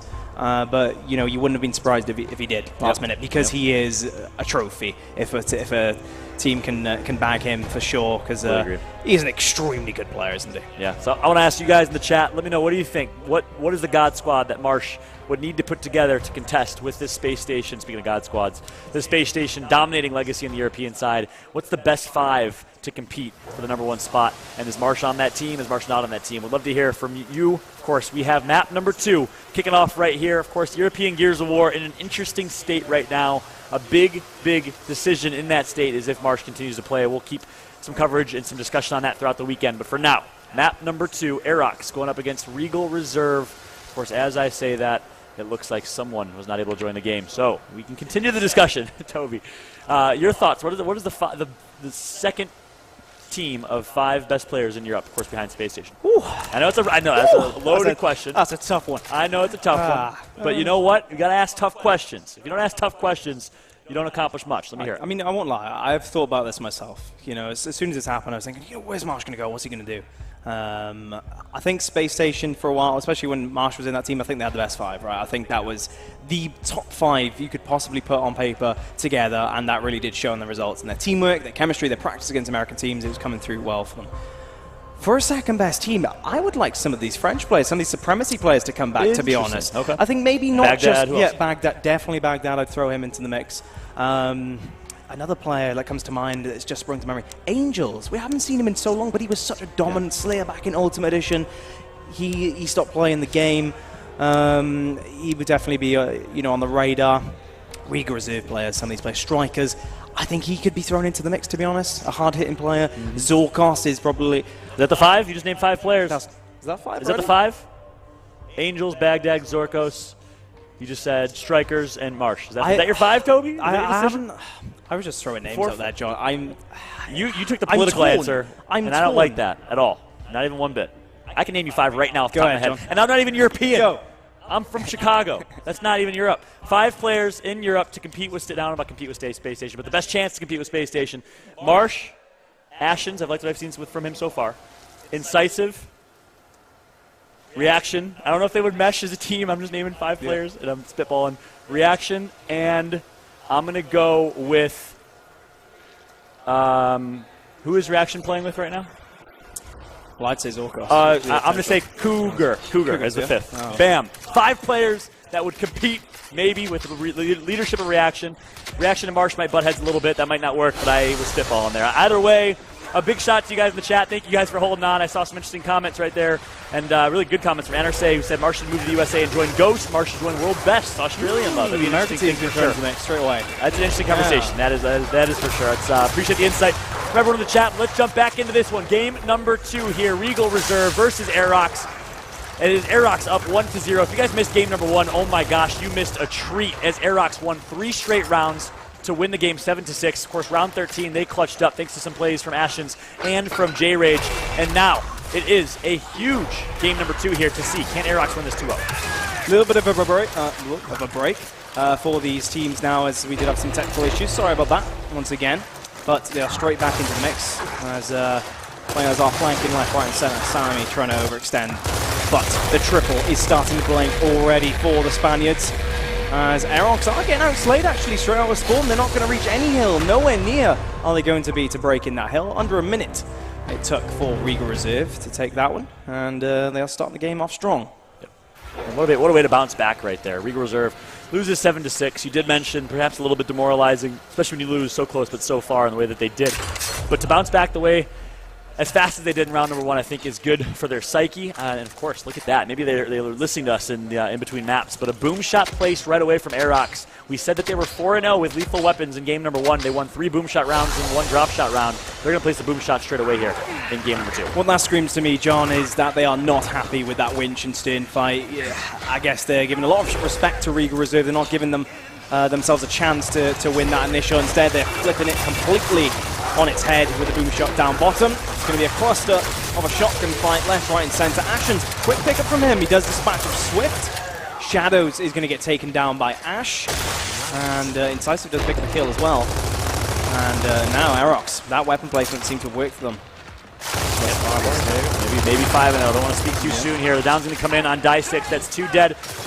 All up. Oh, what? It looks like he just ate a boom shot, but not going to matter much. That A-Hill's still not capped, though. I wonder if they have anyone backtracking for that A-Hill, and that is the difference between some of these European teams I saw in the first game with Fox. Oh, missed kill right there. But they don't have someone dedicated as an anchor to go back and cap that A-Hill, and it costs them. Huge plays right now from Shadows. I cannot speak higher about how he has played. Shadows performing very well in game number 1, and performing once again in game number 2. Yep, he's going to break the B hill. Regal will definitely have control on B and C, so they're not out of this just yet. Aerox with about a 30-point lead now, as the boom shot, of course, was exhausted. And both teams will be thinking about setting up there for that one. Remember, the winch control is going to be very important in securing that boom shot, but does Swift flank round Ashens. He picks up that kill. Ash and who is that? That'll be like Sammy, just on our screen. Name covered up on our side. He's going to be just in the mix. Zach. Aerox's ability to close that round out, I mean, that is brutal. You have a boom shot, you have a 5-on-2, and you still can't close it. Shadows made some huge plays, and it looks like Regal Reserve now going to get the 3-cap domination. They don't even need a boom shot. The boom shot's going to be respawning. Of course, that D-Hill finally going to be decapped. Boom shot is spawning here. Any second, the boom shot will come up, perhaps in the next 15 seconds. So all eyes on that B-Hill, all eyes on that boom shot, and it's all up to this member of Regal. In a 1 versus 1, it's going to be Incisive that comes out on top over Swift. He goes down. The 3-cap domination comes through, and no one is in distance to break the hill in a 2-0 lead for Regal Reserve. Your heart must be sunk to the ground right now if you're Aerox. You have boom, you have a 5-on-3, and you're not able to close that round out. Regal Reserve, just to clean up that round, they just won their shotgun battles at the end of the day. It was just split up players on both sides, and Regal relied on their ability, the individual ability to hold on and to clean that one up. So 2-0 is the score right now. A strong start for Regal Reserve. A block, by the way, John, from Aerox at the top of Stern, which even highlights further that they want this fight a boom shot. Yeah, they love it. The issue with setting up for this boom shot in mid-round is that there is zero cover to sit there. And posture, you really need numbers, you need to get those kills. Otherwise, if the other team gets Stern control, even if they're down bottom in the middle, they can anger you out. Yeah, that's a great point. Really what you need is a coach, because you need to get there exactly at the same second that boom shot spawns. You can't afford to sit there and wait for the boom to spawn up. Ashens right now full red. Wall bouncing, staying alive somehow, still alive as he finally is going to get taken out, but not after he puts a full red shot into Dysix. Incisive is going to pick up the kill and pick up the boom shot as a reward. Nice job by Aerox. They barely win the initial yet again. Dragons was the last one alive. He was just hanging about in the middle of the map as he rotates over to the B. Trying to bait that boom shot, but of course it's a very difficult decision to be made as the boom shot is sitting there. Chances are he's not going to make it. To the B-Hill, but Incisive holding on to that boom shot, right? That's Gao 1-esque, if anything else. Wait for the player to roll and then fire it. Incisive played the objective, played the power weapon perfectly. Yeah, Gao 1-esque for the Gao 4 rising star here. I like the play from Incisive, playing very smart. No rush, no reason to waste that boom shot until he up-A's and commits to that fight. And now, it's going to be a 3-cap domination coming through. Strikers picks up one and is able to sneak away here. And now he's forcing Aerox to fight a 2-front war. Brilliant play from Strikers. And again, Regal Reserve holds on. We'll see if they can string this into a round win, but smart plays from Regal Reserve. Players rotating over to the B-Hill now. Sammy just in zone for a second. The angles do come through into the issue now.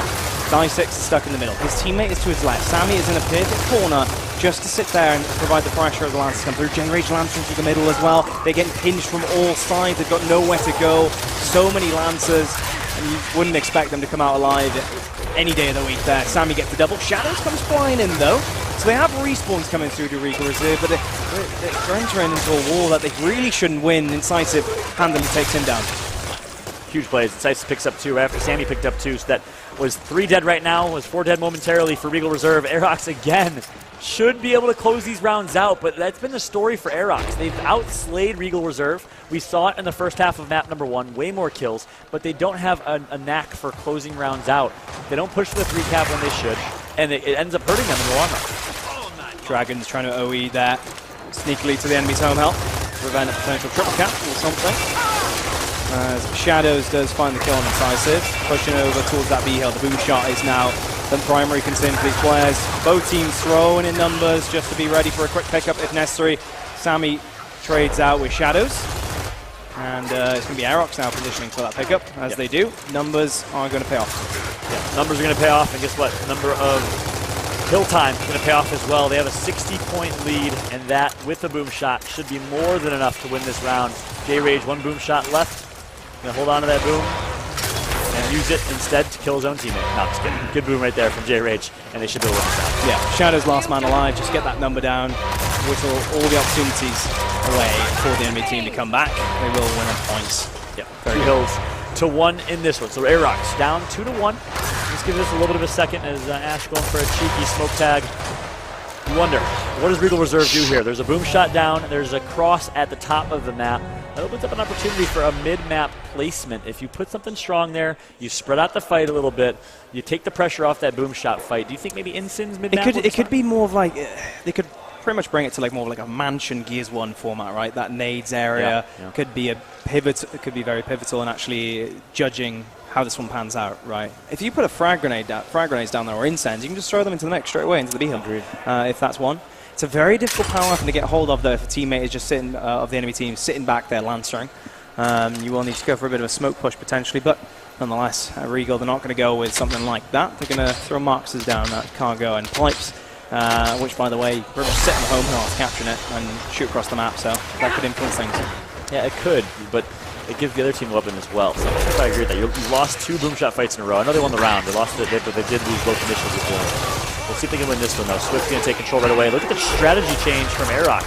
They're actually going to down 1. Boom shot grabbed by Swift here, and he is not down. Yeah, he is down with that boom shot, actually. So it all comes down to these fights. Again, it's going to be the blue team. Aerox with the double. He's still down with boom shot, though. Finally, he's going to get headshotted, I believe. No, he gets shotgun dead. And when the dust finally settles, Dragon's and Incisive in a 1 versus 2, but boom shot in the hands of Incisive.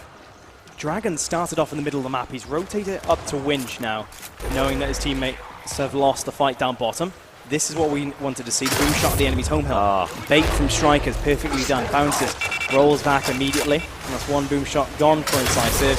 There's the second one going through, but they're going to need a little bit more than that, perhaps, to go for a triple kill. Yeah, they needed nobody's to die right there. Good. Shadows gets taken out. I like the idea from Shadows, but maybe perhaps a little bit too soon as he gets 2v1 and dies early. Incisive, I would have liked to see a double kill with the boom shot right there. He got baited for the first. Instead, his teammates are going to come through and support. 3 kills picked up. 3 cap domination coming through. Is anyone in distance to shut it down? No, Striker's not going to get there on time, and just like that, we are seeing the tell of the tale. 2-2, tied up in game number 2 here between Aerox and Regal Reserve. Once again, these 2 teams trading 2 rounds for 2 rounds. And I think Regal just played into the hands of Aerox there on that initial at the start. They try to go for the aggressive approach, that push the players out of the area, kind of like a Mansion, or rather gridlock push for that boom shot, right? Throw loads of numbers through the arch and then let the back person pick it up. I think that's the intention, right? We saw Dragons go to the enemy side of the map there through the middle, trying to push out that player, but Aerox, their experience, their teamwork showed there, Lancer in the mouth, and eventually leads to triple cap. Yeah, well said, Doe. I mean, what actually made the difference was the Marksa placement. Yeah, I think it was the Marksa that downed the boom shot. He's standing still. I don't care if there's smokes. I don't care who's stunned. That Marksa guy's not stunned. And I don't care. He can shoot through that smoke easily to down that boom shot guy. So perhaps a misplacement. We both called that out early. And it's 3 rounds won with the boom shot by Aerox. Once again, Striker's trying his hand, but immediately Aerox shut him down, throw loads of Lancer shots, pistol shots, marks there his way. But damage comes back, and Striker's trying to take advantage. He does get into the middle.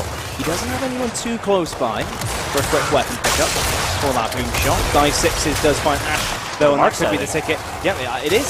Boom shot coming in from Swift, and he gets the kill as well. So they've got the numbers, they've got the boom shot control. Now they can fly, and look at Regal already flying over to that C-hole on the other end. Yeah, oh my gosh, but perhaps flying too fast as he's going to get taken out by Incisive. A huge double kill from Incisive yet again.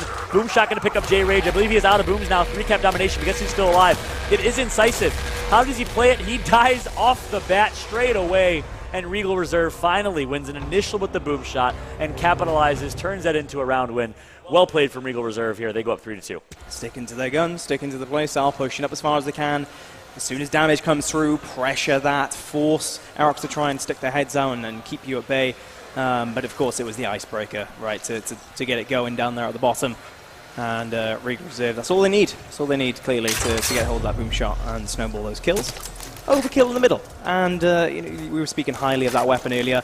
22-second respawn timer now, though, John. And I don't think anyone's going to go straight to that weapon in the middle. I think it's more of a block, essentially, because they don't want anything too influential. You're not going to pick that up and start shooting it at the boom shot from there, are you? Yeah, that's a great point. I think the placement of that overkill was a basically a throwaway placement. They want to fight and focus on that boom shot. They've won 3 out of 4 boom shot rounds. Let's see if they can do it again, at least initial rounds. Shot grenades both come out. One team throws it on the boom, one team throws it offensively. No kills picked up yet, but it looks like a big fight going down up top. Shadows takes out 1. First blood right now for Regal Reserve. Make that 2. That's a 5-on-3. 20-second respawn timers. 3 dead. Ash trying to do what he can here. He's going to get down. No, somehow stays alive, but I'm not sure if it's going to matter here, Toby. Yeah, Ashens will be dropped there as they clean up the numbers. Only Ash remains alive there. No caps just coming through yet, but they have the numbers, you'd feel as though, and the respawn timer to go for this triple cap. B-Hill captured. Boom shot picked up by Shadows. Look at Ash. That C-Hill. Brilliant play from Ash. And it's actually, he's going to get down finally, but he stays alive long enough for that A-Hill fight to at least go on, and it looks like they're going to win that A-Hill fight, so nice job by Aerox. One thing you have to keep in mind, there's a boom shot on the map, and there are 2 booms left with that weapon, I believe. I'm not sure who ended up picking Shadows, that up. I think it was Shadows. Yeah. Shadows picked it up. He hasn't used any yet. Oh, no, he has a shotgun. I think it was Swift. Swift. I think they traded. Yep. They've traded to Swift. Swift has got it back. And he's going to kill himself. Oh my. Right at the top there. And it's all because of J-Rage. And J-Rage actually picks up the kill as well. So that's just turned it on his head completely. There comes Shadows bouncing up. So much damage put his way. Somehow gets a kill on Incisive. Not sure how that he's be able to get away with that. And that can't happen. Yeah, it can't happen. J-Rage full red Shadows. I was about to comment on a misplay from J-Rage, or from Shadows right there. J-Rage goes down. J-Rage has a boom shot. He has 1 boom shot. It's not reloaded though, so he's not going to be able to get up and shoot that. And as such, did he backpack it? No, he did not. I did not think he backpacked that boom. He may have. But Strikers hasn't picked it up, so I'm guessing he might have backpacked it. It didn't look like from our screen, of course. He was still out when he Yeah, sometimes that he died. animation happens fast. So yeah, he must have backpacked in time. You'd assume he would. I was about to criticize him if he didn't. But yeah, boom shot away. Unfortunate for him. Of course, it wasn't reloaded. Regal pushing up winch side, throwing loads of numbers that way from map control. Smart angle, smart position from the top. And you know what this round's going to go down to, Toby? It's going to be that second boom shot spawn. Yes, it's a double the lead for Regal Reserve, but really, whoever picks up that boom and strings together some kills should get the ace. Keep in mind, it's round number 6, so 20-second respawn timers. If you die, that really is your death for the rest of the round, in my opinion, and once that boom shot spawns at least. Great Lancer from Ash. He tries to get the leg up there in the middle, knowing the scenario around him is not too ideal. Sammy picks up die 6s elsewhere. Once again, Dragon's pushing far up in the middle where he can get angles, and it's a do or die situation, right? You can't roll back from that. There's so much open ground. He will fall. Shadows will be the last man alive, and Aerox overextending. The score is not in their favor, but the numbers definitely are now. Sammy picking up a boom shot. And Shadows winning that 1 versus 1 against Incisive keeps his team alive. We've been speaking very highly of how Shadows has performed, coming from Spain, playing very well, and he's going to keep his team in this one. And guess what? They went off of 1 hill here, so they're going to need a 3 cap. And they're going to need it quickly. Nice boom shot from Sammy. Shadows still a force to be reckoned with. Can anyone stop him? They keep fighting 1 versus 1s, and Shadows is proving why you need to send at least 2 people to kill him. Or you'll need 1 hill Don't to waste win. that boom. 1 hill to win, but he's used that boom shot there. Shadows! They need to control 3 hills, do Aerox now to win this round. Regal capturing B as well. Aerox not in a good position at all. Yeah, this will be a Regal Reserve round. What a hero play from Shadows. He overextends, fights 3 separate 1v1s, wins every single one of them. He had to play perfect, and perfect he played. Shadows keeps his team in the round. They go up 4-2 right now. Regal Reserve running away with this one, but of course, as soon as we said that last time, 2 straight rounds were won by Aerox. You cannot count them out. Yep, that's the end of the first half, of course, as we go into the second one. The respawn timer resetting, the hills changing, and the power weapons removed. And down to that boom shot placement, right, and the cross at the top, that block at stern. It meant the game played very similarly for the whole half, right? And this is going to be a change. Question is, what are the weapon placements going to be like in this one? As the hills street, of course, is going to be a very volatile one, as I mentioned earlier, given that winch control. But many would argue stern and winch control is even more important now on the second half. Let's see which team can go for that and get control. So fight back up top. It's kind of a breath of fresh air with this fight back up top. J-Rage goes down, Incisive takes out 1. Incisive, though, is still alive. J-Rage going to get picked up. He takes out Dragons, finally gets shut down himself. But we said it, Incisive still on the board somewhere. And there he is, finally going to swoop in. He downs 1, but he's going to get flanked and shut down by Shadows, of course. None other than Shadows, the king of the shotgun in this game at least. And it's going to be Regal Reserve that wins the initial. They will be rewarded with a double cap of their own. Sammy doing well, stay alive there. Perhaps should have ran a little bit earlier, but He is in a safe position now. Stay alive as his teammate come off respawn.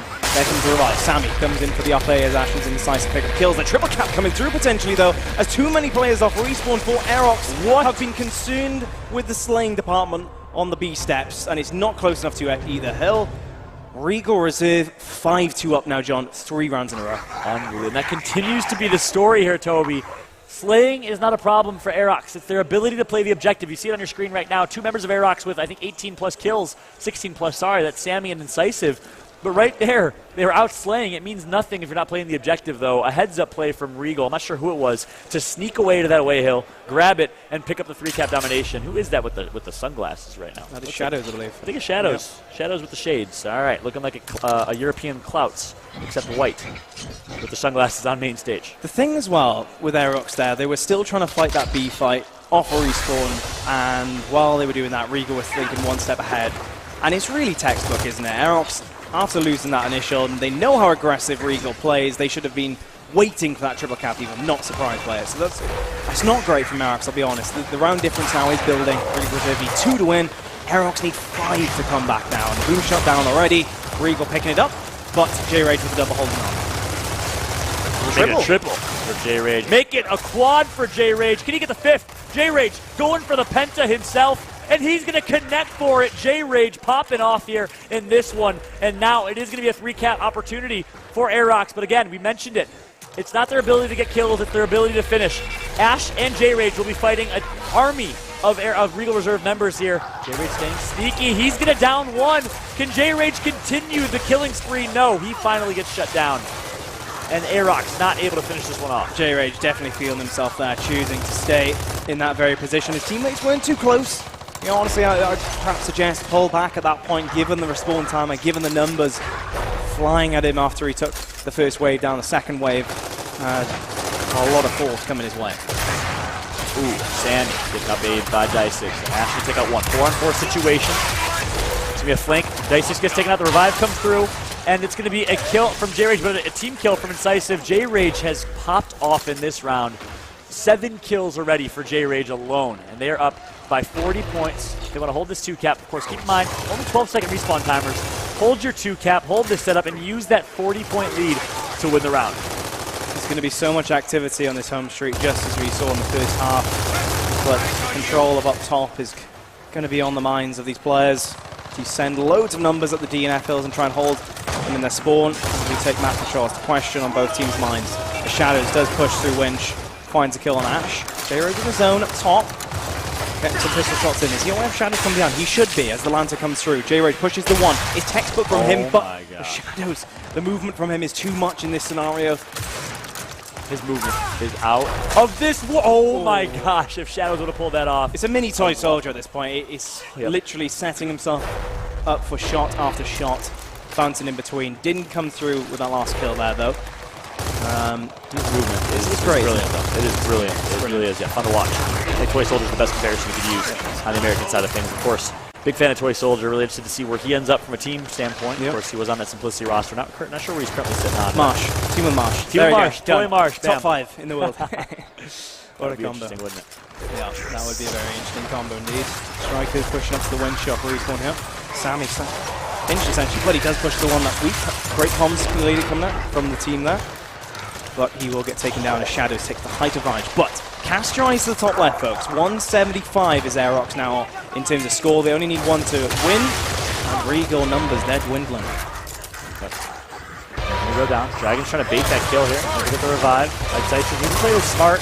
Smart aggressive is the only way I can describe this. You want to play with aggression because your teammates are supporting you. But you cannot die. You need to value your life.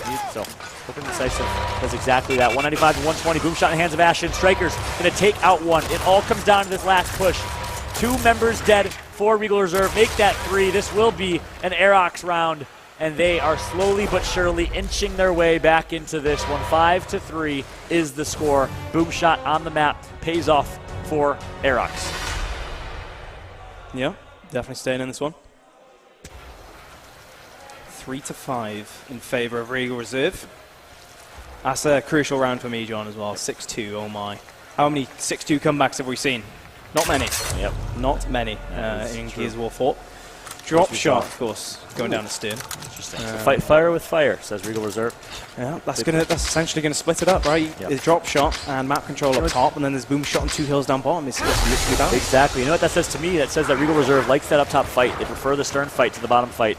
They're, of course, going to have to throw resources to the bottom fight. You can't just completely ignore that boom shot, as it looks like both teams are sending 2. So 2v2 and 3v3, split, even fights. Interested to see how this one breaks down. It looks like early push going to come through. First blood in the hands of Dragons, but who is it? None other than J-Rage, who gets first blood down on the low side. Picks up the boom shot as well. A beautiful reaction shot from Shadows until he finally gets taken out to the likes of J-Rage's boom. Decisive wins the fight down bottom. It's going to be a 1v1 up top now. Early rotation's going to come through. His striker's going to push that 1v while he can. He's getting angled just a little bit.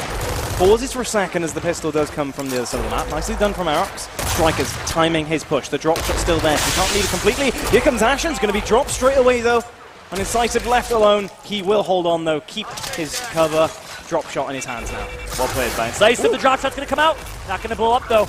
And now Incisive takes on a shotgun. He is full red in a world of hurt, but he should have the support of his teammates coming momentarily.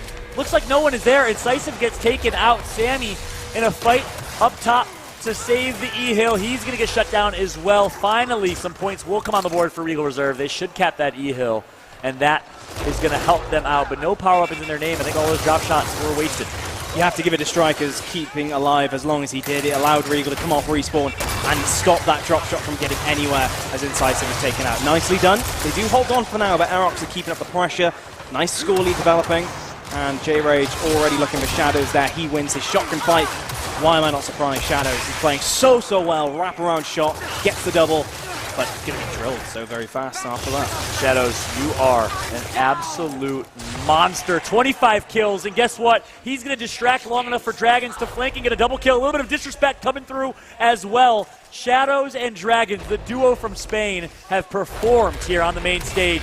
5-3 is the score. J-Rage trying to get a break. He's going to get taken out. The 3-cap's going to come through, and it is now game point here in map number 2. You see him on your screen. That is Shadows, second from the left. Thank you for the correction, chat. It is Dragons, repping the shades, second from your right. And what a performance from those two. Indeed it is. Looking at the scoreboard very quickly, it's actually Shadows who's on 26 kills. Rico Suave, I like to call him. Rico Suave. You see his hair, man? Swag. Do you know who Rico Suave is? It rings a bell. Toby lives under a rock. It's official. I've said it since the very beginning. Casting the EU Open to Nottingham. You should learn to stop asking me who these people are, John. You always ask me. Do you know that? Yeah, exactly. Toby Keith. The very start, the very first event, you asked me. And I was like, yeah. If any Europeans know who Toby Keith is, without Googling it or Binging it or using any search mechanism, I will give you £5. Wow. Yep. Not even dollars, just pounds. Not even dollars, just pounds. Okay. Yep. I have £5 in my wallet right now. Back to the action, 6-3. Game point, boom shot and a drop shot on the map here. First blood once again for Regal. Sammy going to neutralize the kill of his own. Of course, that boom shot still at the disposal of whoever wants to pick that up. It looks like it should be Aerox right now. Yes, J-Rage gets it. Sammy picks up another kill, but the up-top fight is still going on. Swift, the last member alive, alongside Strikers. Sorry, that's Ash, the last member alive. And it's going to be a split here. Boom shot one for one team, drop shot for the other.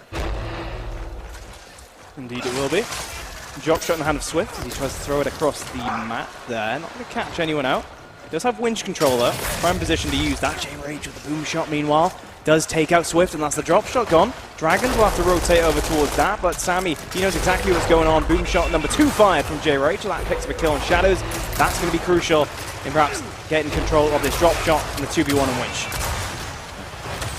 On board now with Dragons. He takes out one. Dragons. Finally gets taken out by, that was Sammy. Yes, it was up on the winch. Boom shot. Actually, drop shot going to be in the hands of Sammy. So they had a boom shot, and he has a drop shot that he's going to kill his teammate. He tried to fire it to the window, a risky drop shot, but he also takes out Ash. I don't go for that drop shot for me, John. I don't go for that. If I was that man, but wow. One drop shot left. He's going to have to pull back. I mean, that play has led to his team being pushed out on all sides of the map. Swift pushing up and finding Ash, and Strikers going towards the enemy home hill. Incisive though, that man you need at this time, picking up a kill. Well played there by Regal Reserve, capitalizing on the mistake of Aerox, the team kill with the numbers advantage that they did have. But it is Aerox showing some life right now. They're not going to let that mistake define them. Looks like they're pushing for away hills right now, going for a break on the F hill. But Ash has other plans. He's pushing for the kill. He wants blood. He puts himself in a pretty bad spot here, but his teammate Incisive is going to support with the shotgun kill of his own, decides not to cap the hill and pick up the kill instead. That's the thing about these home hills, right, John? Once you get to this very cover, Winch, it's not obsolete by any means, but it's not going to be that influential. If you have numbers to fight that wall there on the enemy's home hill, you can hold on to it, despite not having stun control and wind control. So definitely not too as simple as just getting on the map control on the height advantage of Winch. Just sitting there, especially with the boom shot now in play. J-Rage with the double as we get back to the action. Score fairly level. J-Rage sure shotgunning from him and team fire from across the map. Solid. That's the only word I could use. Solid shotgunning. I would like to see Incisive value his life right there. You have a 2v1, no reason to die. He went for a cheeky up A. Almost like he was fighting the 1v2 and not in the 2v1. But it's not going to matter. His teammate J-Rage clutches up. However, drop shot in the hands of Dragons right now. Yep. You got a kill on the first player coming up respawn through Aerox. He's going to be lurking over towards the D-hole. 3 seconds, so 3 dives now to a flank. That would be huge. He's going for that second shot, drop shot over the deal with the enemies. Hill, Ashen's picking up a boom shot kill onto Shadows. That could be pivotal in deciding who wins this round. Ashen's still fighting. It's going to be him versus Die Sixes. It's going to be him. Ashen's taking that one down. They only need one hill to win. And he takes the kill on Strikers. Just cherry on top of that round victory. They stay in the mix. 6-4 in favor of Regal now. 3 rounds needed for Aerox before Regal can get one. Yep. Ashen's looking good right there with the triple kill. While full red. He kind of looks like Hydrone a little bit. A little bit. You poster boy of Europe. Hydrone, you better watch out, bud. Better watch out. You got some competition. Be in the face of Europe. I think he's probably playing on the side station right now. Is Hydrone in his team space station. Yep. We'll get the updates very shortly for you. I know we had some on screen earlier. We'll get everything confirmed after this matchup. Right now, though, 6-4 still. Of course, the drop shot and boom shot, they stay in play. The marks is a place down low in cargo and pipes. Perhaps influencing things. You can pretty much influence both fights from there. And, tell you what, let's jump on board with the E fight this time around. Boom shot quickly. Meanwhile, from Swift, though, down bottom. No kills just yet, so you'd assume Regal should win that confidently. They can win up top now. Given the respawn timer, given the weapons, it could be the end of the match. Big Ashes gets the kill early. Another kill he picked up and neutralized. Lancer fire coming through here. It's going to make the difference, but 1v1 now. J-Rage rotating up top. J-Rage goes for the revive, and that might cost him here as he's actually going to be full redded. Pistol taken out, and there you go. J-Rage. I don't know if that revive was the right decision in that scenario. Smart play. Spaniards win up top. Look at this play. Strike as fast as he is, bouncing his way into the enemy spawn. Ash holds on though. Great movement. Keep him himself in fight. Another drop shot sent across the map and going to be ineffective once again. But as it stands, points do go in favour of Regal. Caps as well. And Aerox are going to have to come off respawn and fight back. Yeah, quite a significant lead that Regal has right now. 50 points before Aerox even got a hill. Yep. And 2 hills to 1. So it's going to be a nice 50-plus point lead here in a moment. Let's see how Aerox plays this. They just got to survive, in my opinion, long enough for the boom shot to respawn. And if they can win that boom shot fight, I think they can win the round here. Because as I say that, they're actually going to push their death. Just avoid the triple cap is the only advice I would give. Nice wraparound shot right there from Dice6. This could be a 3-cap opportunity, but Sammy picking up kills up top. Let's jump on board to Sammy here and see how that fight is breaking down. Big 1 versus 1, and he's going to win it against Shadows as well. Sammy keeping his team alive. Smart use of the meat shield just to make sure he can win that 1v. Excellently done. But he keeps his team in the mix, but how long can his team stay in this? He's on his own at E. Sure, he's going to have pressure very soon, and Aerox, they've got no choice but to throw as many numbers as possible at this FL to get it back. Here comes the push. I like this. I like this from Regal. They're pulling back. Yeah, they are. They should rotate to E-Hill, though. I want to see a faster rotation to E-Hill, and meanwhile, I want to see Aerox rotate E-Hill and support as well. Looks like the one on Aerox is really getting there to help that E-Hill fight. They're content with losing it. Maybe they're prioritizing boom shot over the drop shot, or maybe Sammy was able to grab that drop shot and back out. But they're going to lose the boom, so it's not even going to matter here. 2 kills picked up, though. 5 on 3. Numbers advantage, which isn't much when another person has a boom shot in front of you. Striker's going to be full redded, and he has a boom. He's going to pick up a kill with it. So a little bit of a misplay from Aerox right there. You lose E, which I'm okay with if you gain boom, but they're not even going to get boom. Lots of hesitancy there from Aerox. They come off respawn, they win back their home hill, but it's 2 power weapons up, and you're not in a position to really defend both, especially given the revive chains in this game down bottom. Strikers with the disrespect, and it will be Regal Reserve holding on till the end, winning by points this time around. Second map will be 7-4, 1-1 in map count. There you have it. Regal Reserve bounces back with the map 2 win. And as we both predicted, Toby, of course, 2 different predictions, but a game number 3. I have Aerox taking it. You're still sticking with that Regal Reserve pick? Got to stick with Regal. I mean, if you look at the round count, 7-4 is a bit more comfortable. You don't have to rub it in, all right? Than 7-6, John. And as such, I'm very confident in my prediction right now. I will bet you $7,000. I don't have that kind of money. Not confident in this pick. It could go either way. All right, 7-4 is the score. Going into game number 3, which is going to be on Lift in this one. You guys see on screen, first map, if you're just tuning in, was Impact, 7-6 in favor of Aerox. They barely slipped away with that one, so I gotta agree. Even though I was showing some blatant confidence, I gotta agree with you. Regal Reserve has really shown a little bit more here. They were up 6-5, was it? Yep, 6-5 game 1, and they weren't able to close it out. And then, of course, a quite decisive 7-4 win in game number 2. They're looking like the better team, but I still got faith in Aerox. It was 6-4 actually in Impact, thinking back, because they had 3 rounds in a row, didn't they, Aerox? You're right, and so they came back from it. They weren't able to do the same here on Harbour. Regal Reserve do just continue on with their steamroll of many rounds in quick succession. Lift the last map, John. An interesting one. It's not your typical Foundation Reclaimed or Dam. Instead, it's going to be perhaps unorthodox maps for some of these teams.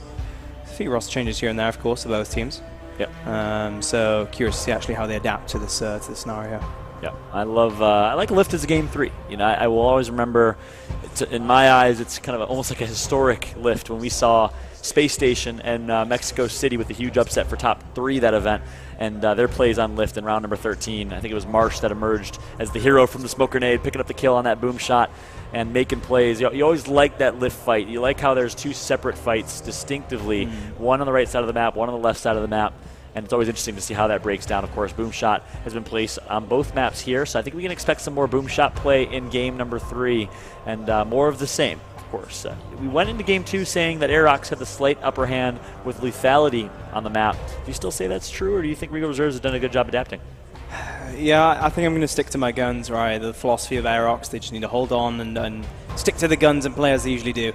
After that 7-4 victory from Regal, especially in that last round, they looked a bit flat, did Aerox Esports, and they were trapped in their spawn for a long time. They didn't react, they weren't proactive.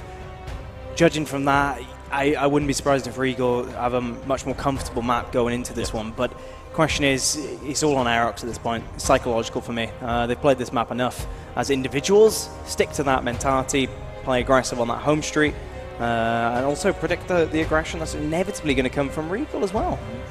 Yeah, I think we could definitely expect that. Well, you in the chat heard our predictions. I'm sticking with Aerox.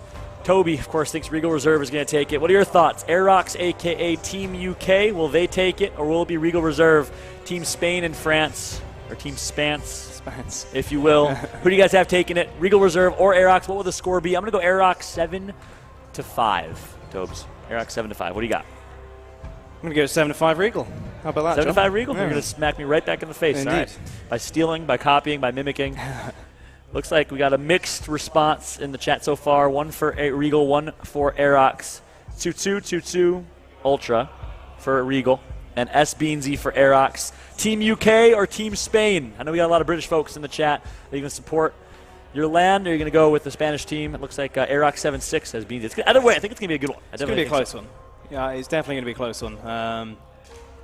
I don't see either team really running away with this, but I still have to stick to Regal coming out on top in this one. It's going to be an eventful last map, as both maps have proved to be, and I can't wait to see how this one pans out. Weapon placement-wise, you mentioned it earlier, right, John? Lift, there's going to be a lot of action on the home street. It's one of the more proactive maps, both in the first and the second half. A rare sight, perhaps, many would argue, in terms of the home street being very active, in terms of how many players sent there and how aggressive and how fast you go for those setups in that area. I'm considering, what could the weapon placements be? We've seen boom shots put on between the home street so many times in the first half, and even the second half as well, is the boom shot put over towards that rock side of the map. I think we're going to see more of the same. Yeah. But I kind of want to see something a bit different. Both teams, they've played 2Ks. So many times have they played against each other in different teams and whatnot. They know that could potentially be the scenario going into this one. They know what weapon placements they could expect. It's the last map.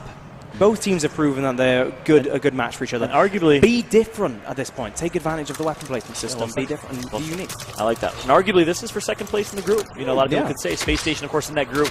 Group A stacked.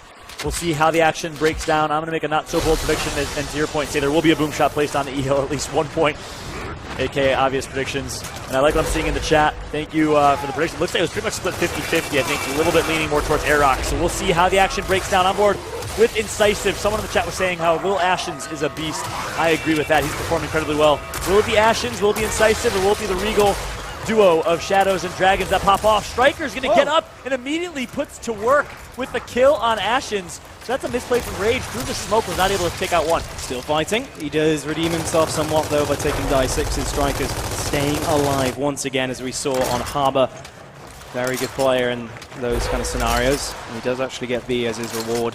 Aggressiveness on the home street. I alluded to it. Now, Sammy and Aerox are the ones being aggressive. I do want to see them just get into the next. Throw Regal same playstyle back at them, because I am confident in them performing on this very home street and perhaps get a spawn trap on the go.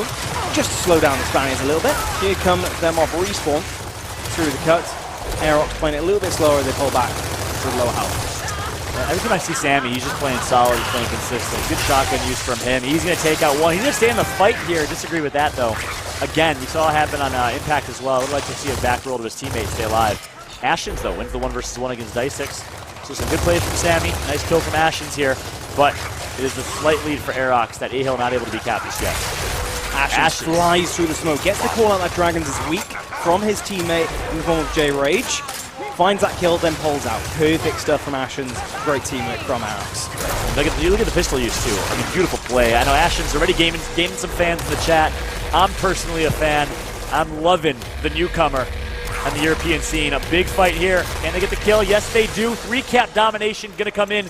Oh, wait, no, that seal was broken. Jeez. 3-cap domination going to come in. Largely thanks to the individual plays from Ashens right there. Manages to stay alive, wins a 1-versus-1, and then values his life and puts in some great work here. And it looks like Ashens sitting with 3 kills, Sammy with 4, 5 for J-Rage. A good start here for Aerox. And J-Rage had so many big kills there, didn't he? At the end, he saves that triple cap from coming through, winning that 1v. He got enough kills at that B fight, despite dwindling numbers on his side, just to keep it level and enable Aerox to, have that positional advantage, that numbers advantage at the home street for long enough. Well done to him. And there's a reason Epsilon made the decision in Season 1 to replace Ash with J-Rage, and I think we've seen why. Game 2 and Game 3, J-Rage has performed so well individually. Smart plays and great shotgun work as let's go into round number 2 here. 3-versus-3 over on the B side of the map. And again, straight away, it's going to be Incisive. No, it's actually Ashens this time around, playing with aggression. Full red is Dice6. He's going to be getting flanked here. Going to get taken out. Unfortunately, no one was able to call out that flank right there, but a good job by Ashens. J-Rage flying through as Dragons does come away from his fight.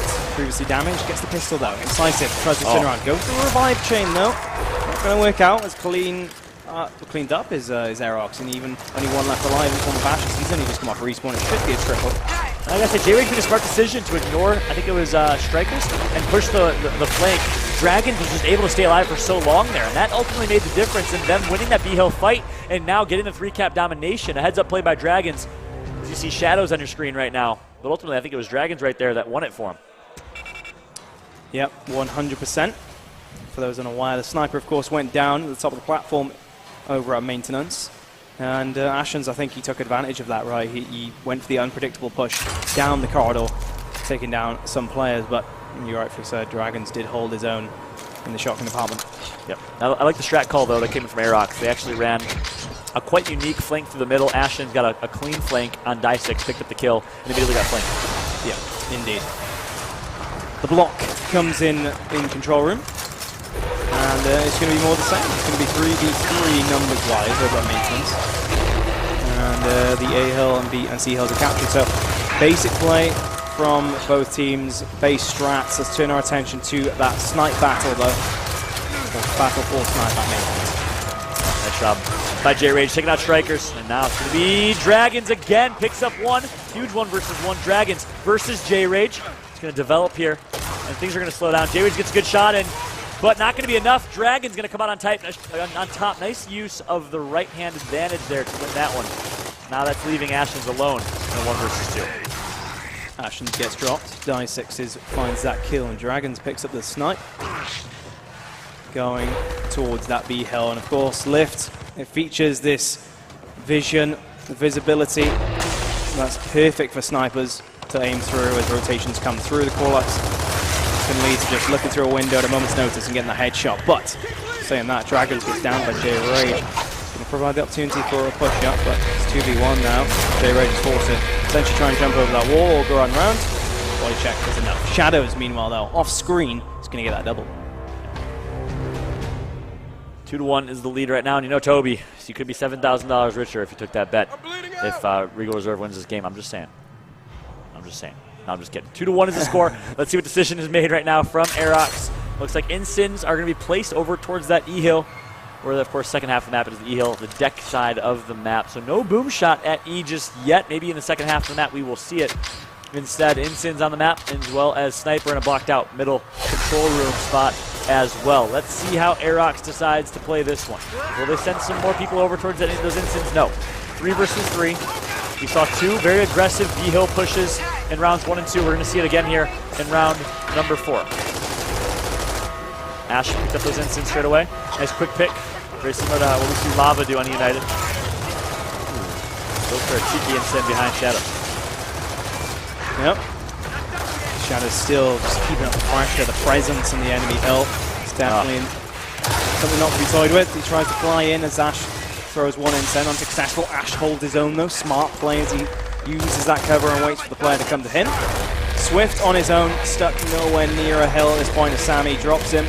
It's going to be one rather. Oh! It's going to be a save around by Dragons finding Ashens.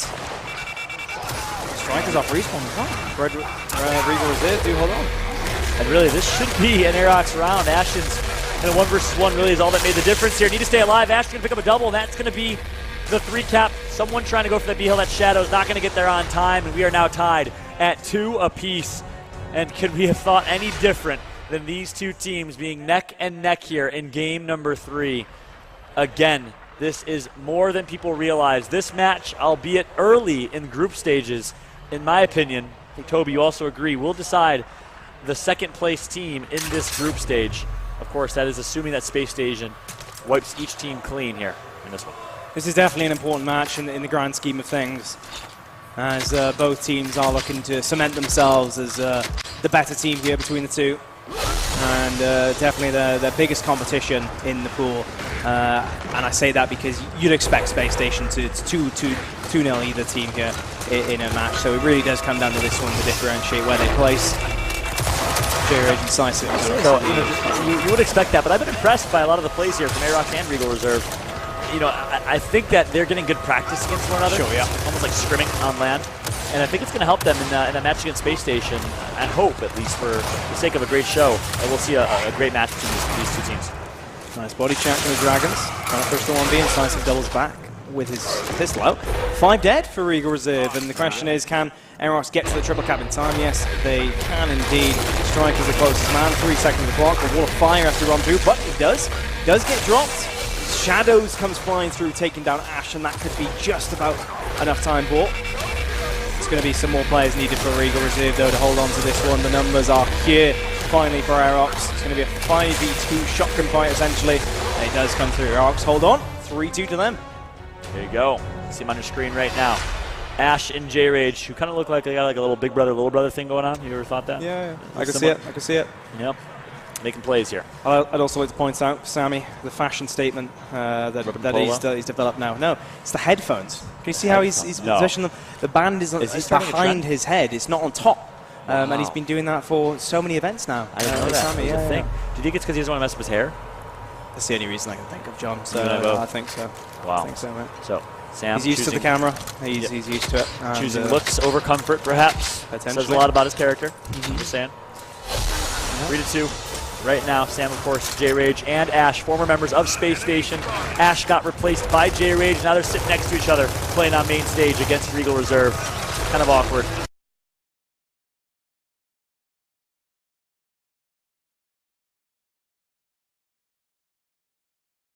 I'm just kidding.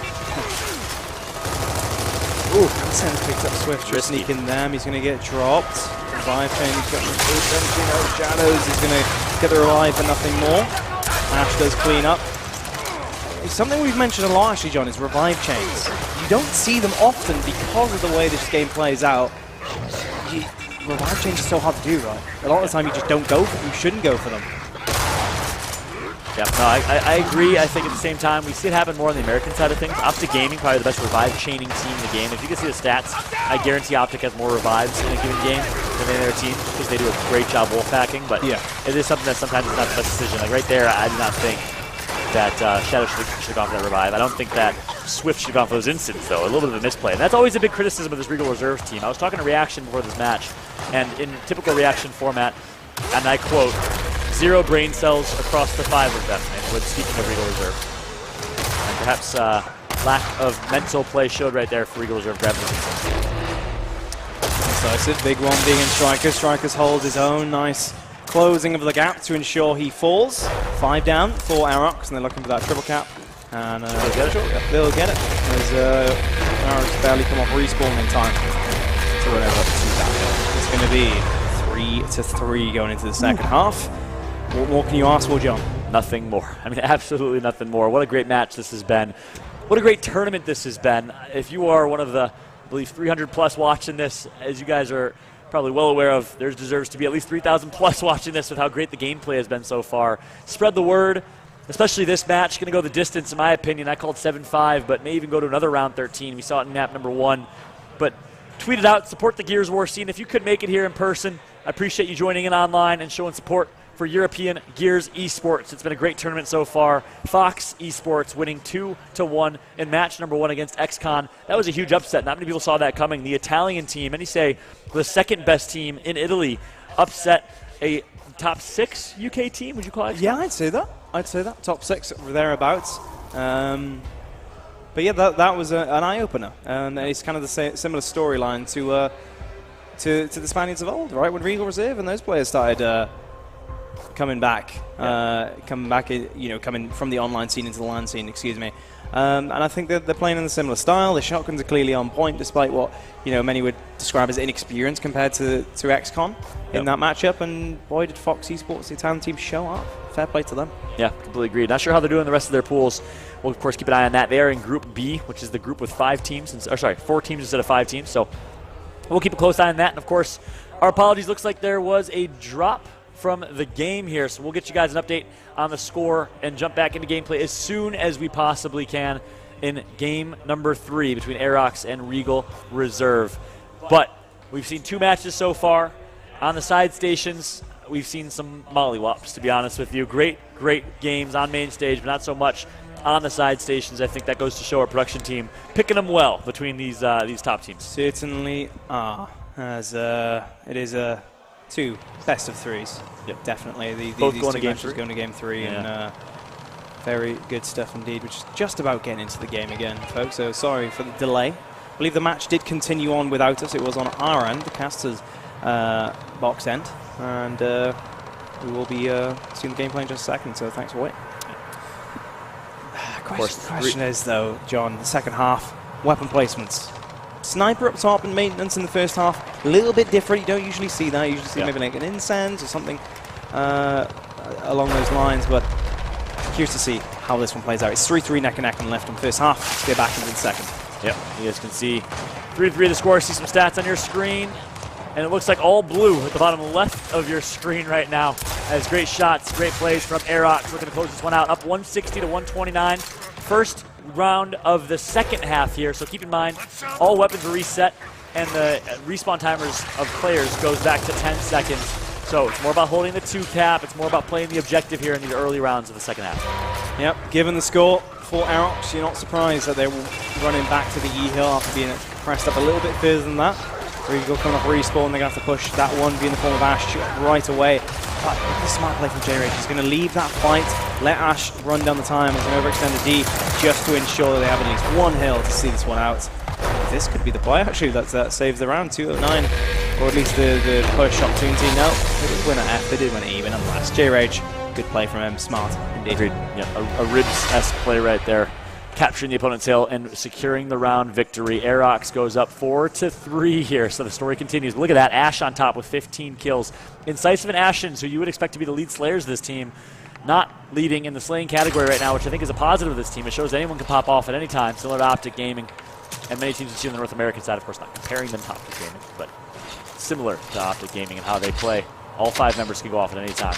And Aerox showing the same. Boom shot placed by Regal Reserve, though, on that E-Hill. So my not so bold prediction did come into fruition, though.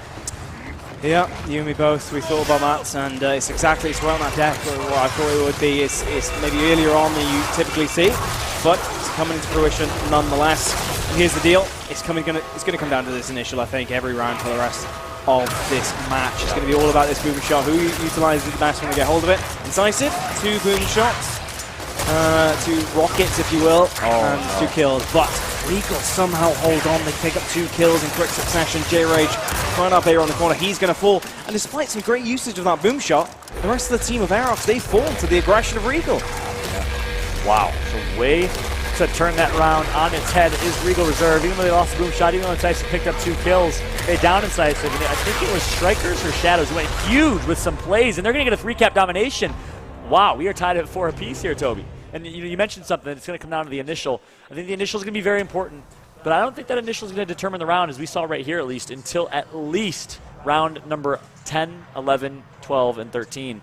For these first couple rounds, I think if you lose that initial boom shot, as we just saw, there's an opportunity to counter. I think that's why players and teams go for that weapon placement so often. It's that opportunity to come back if the quick pickup does come in. Yeah. There's a bait factor as well, right? It's a very simple boom shot to pick up.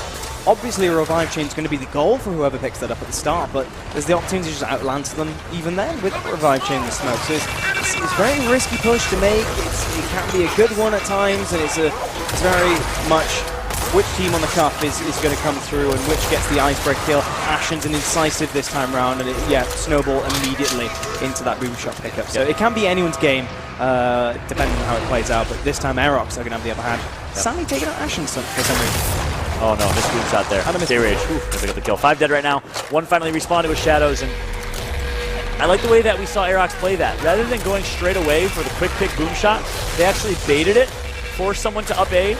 Ash back rolled, stayed alive, picked up the down, a couple more kills were picked up, and the round was picked up by Aerox. So almost like a chess game. They run the rock strategy, going straight for boom shot. And then we see in round number 2, at least round number 2, the second round of the succession, we saw a paper strategy where they almost baited that boom, back rolled, stayed alive, and kind of trapped Regal Reserve into that boom. Well played by Aerox. They win the round and go up 5-4. I mean, Aerox, they didn't go for that revive chain strategy from the get-go. They kind of just lurked through the smoke, see if they could just peek that icebreaker kill and then, snowball that into more. And that's perhaps a safer approach, for these players and teams to go for rather than just the quick pickup revive chain.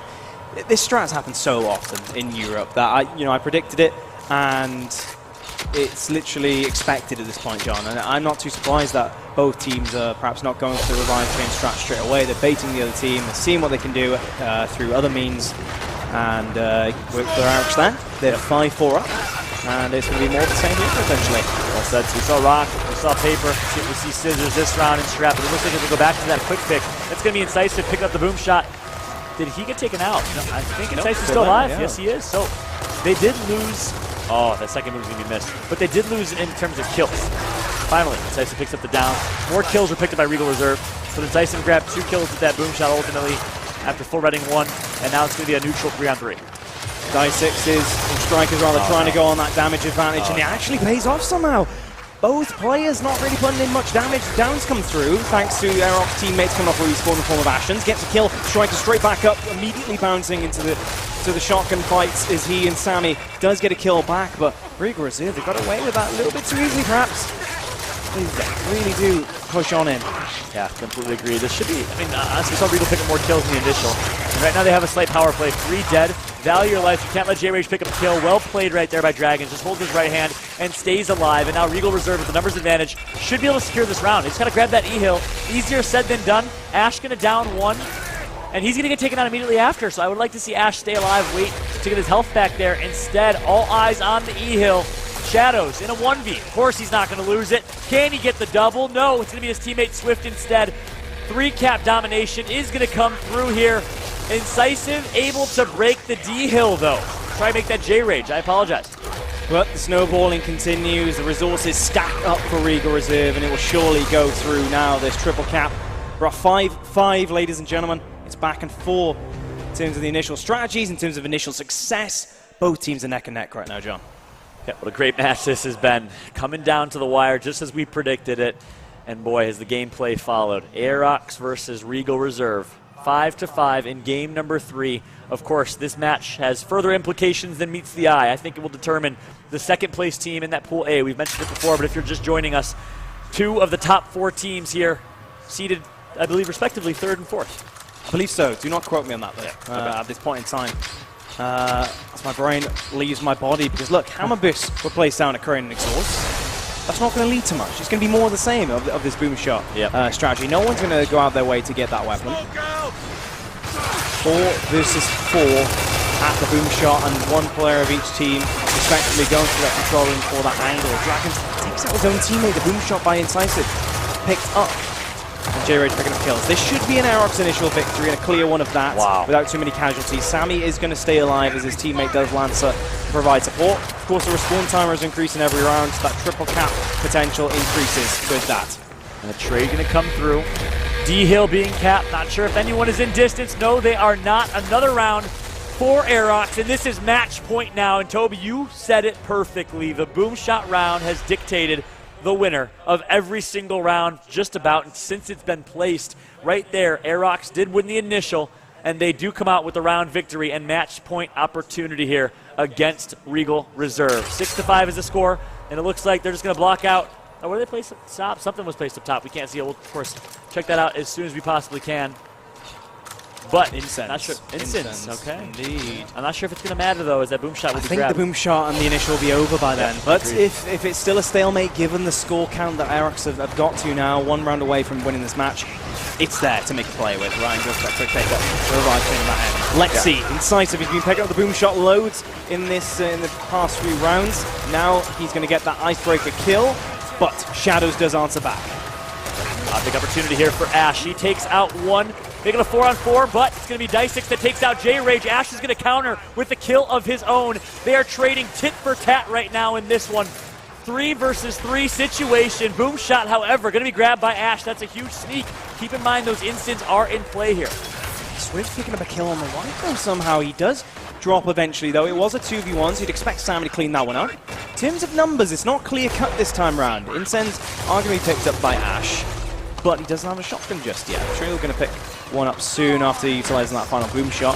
With this respawn timer though, with this 1 boom shot looming around the corner, yes, he will find Dragons. Hammerbuss picked up by Incisive, but Shadows is still in the mix. Regal not trapped in the spawn at this point in time. But he's going to put himself in a pretty dangerous spot right there as Ash. Not sure if I agree with that decision to go wide left and play for the boom shot. It does get him taken out. I think he had 1 boom shot left as well. So we will live to see a further round here. It's only 32-15. Boom shot respawns in 1 minute and 20 seconds or so. This is going to be an interesting one, Toby. I think it's going to go to the distance. Incisive does well to pick up that kill as the damage comes through in the form of a pinch. But Regal are pushing up very aggressively. Somehow they have moved enough resources to make that triple cap blink. In terms of score, it's balanced. The boom shot is not in play. So there is some time for Aerox to use this 1-man advantage now to press out. They are going to be over at the E-Hill. 1v1, no, Sammy is there, so Ash isn't going to press on, rightfully so. Dragon pulls back.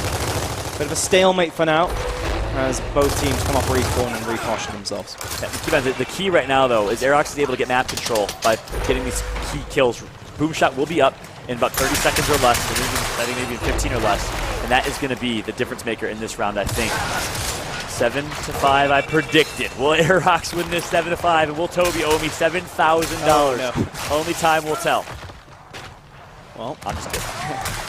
Sammy picking the kill on Dragon's going to be back and forth in terms of the kill department. Once again, Regal, only 2 alive. Are Aerox going to press on with this, or they're going to wait for that boom shot? Questions really being asked of them right now. They're going for the former, and that's going for the triple. That needs to be a headshot or a down right there. Swift cannot survive. Nice marks to work by the end by J-Rage. But couple missed shots. And here comes the push. Ash took out one. Swift's going to pick up a kill. Shadows picks up another and keeps Regal in it. Who has that boom shot, though? J-Rage needs to get the down. He's going to get the melee. But Shadows stays alive. The triple cap opportunity is gone, though, because Shadows has gone off. He's taken out J-Rage. Only Sammy remains alive, but he did pick up that boom shot while all that was going on, John. So he does have a leg to stand on, despite the Shadows running at him full force, trying to bait that boom shot, but movement does perhaps get the better of him there as Sammy waits. And Shadows made a huge play, so I got to give it to him. But right there, that's not the right decision. I know you're trying to bait a boom. You didn't bait it. Give up, leave, back out, reset. There's nothing good that's going to come out of up-Aing, head-downing a boom shot with elevation in the way that Sammy has the position right now. I don't like that play from Shadows. I know he made a huge play right before that, but still. The score as well, Aerox, they've got such a lead that they really do need to regroup fast to Regal and start making a push. Sammy, great incend, by the way, on that player. One boom shot left. You think that's it now. Shadows is going to get damaged out. The score lead too extensive now for Aerox Esports. And this will surely be it. What an ultimate round there to finish off a great game.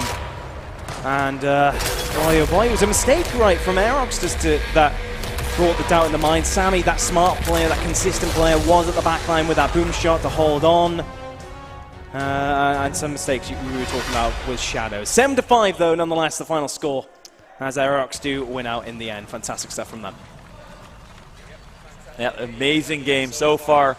We've seen 2 great matches in this one. 7-5 in game number 3. 2 3-game series on the main stage. And what a show it's been so far. Aerox able to edge out Regal Reserve in game number 3. 7-5 in that one. Yep, fantastic game that, gentlemen. And another cracking event on stream. Another series that went right to the wire as well. Game 13 is coming up fast and furious pretty much across this EGL. And yeah, Aerox coming out on top. I think the question that we asked at the beginning of the stream, are they on point? Are they flopping this event? I think they've just answered that. Yeah, I know you guys were concerned about this Aerox squad. They've let you down before. Toby, I asked you in the first map. Drew, I'd love to ask you as well. Is this a different Aerox roster than we've seen with the Pandemonium and the Bittersweet roster in the past? Potentially. There were some mistakes, right? We picked upon them quite a lot. Regal Reserve made some mistakes as a team as well. But no, Aerox, overall, in the grand scheme of things, they kept their head on the shoulders, to quote myself repeated times. And actually, fair play to them. They played really well, and the moments of greatness definitely outshine the mistakes for me. Yep, definitely so. I mean, we saw in that last round, there was such composure as well from the team. Sammy holding the boom shot, what, three times he tried to bait it out there. You're not going to trick players of this caliber, especially not on main stage in front of everyone watching. Yeah. So, yeah, fantastic composure. And Ashens as well. I mean, we asked a question about him, you know, does he fit into this roster? We know he came in at the last minute as a replacement for Godfex, but from what I've seen today, well, he looked pretty strong to me. Yeah, I completely agree. We talked about it long. He gained some fans in the chat, as I said. He gained 1 fan on the casting desk as well. I loved what I saw out of Ashton. Some brilliant individual play, very smart play, valued his life when it mattered the most. And for someone who is playing on the main stage with the top team, perhaps for the first time in his career, I believe he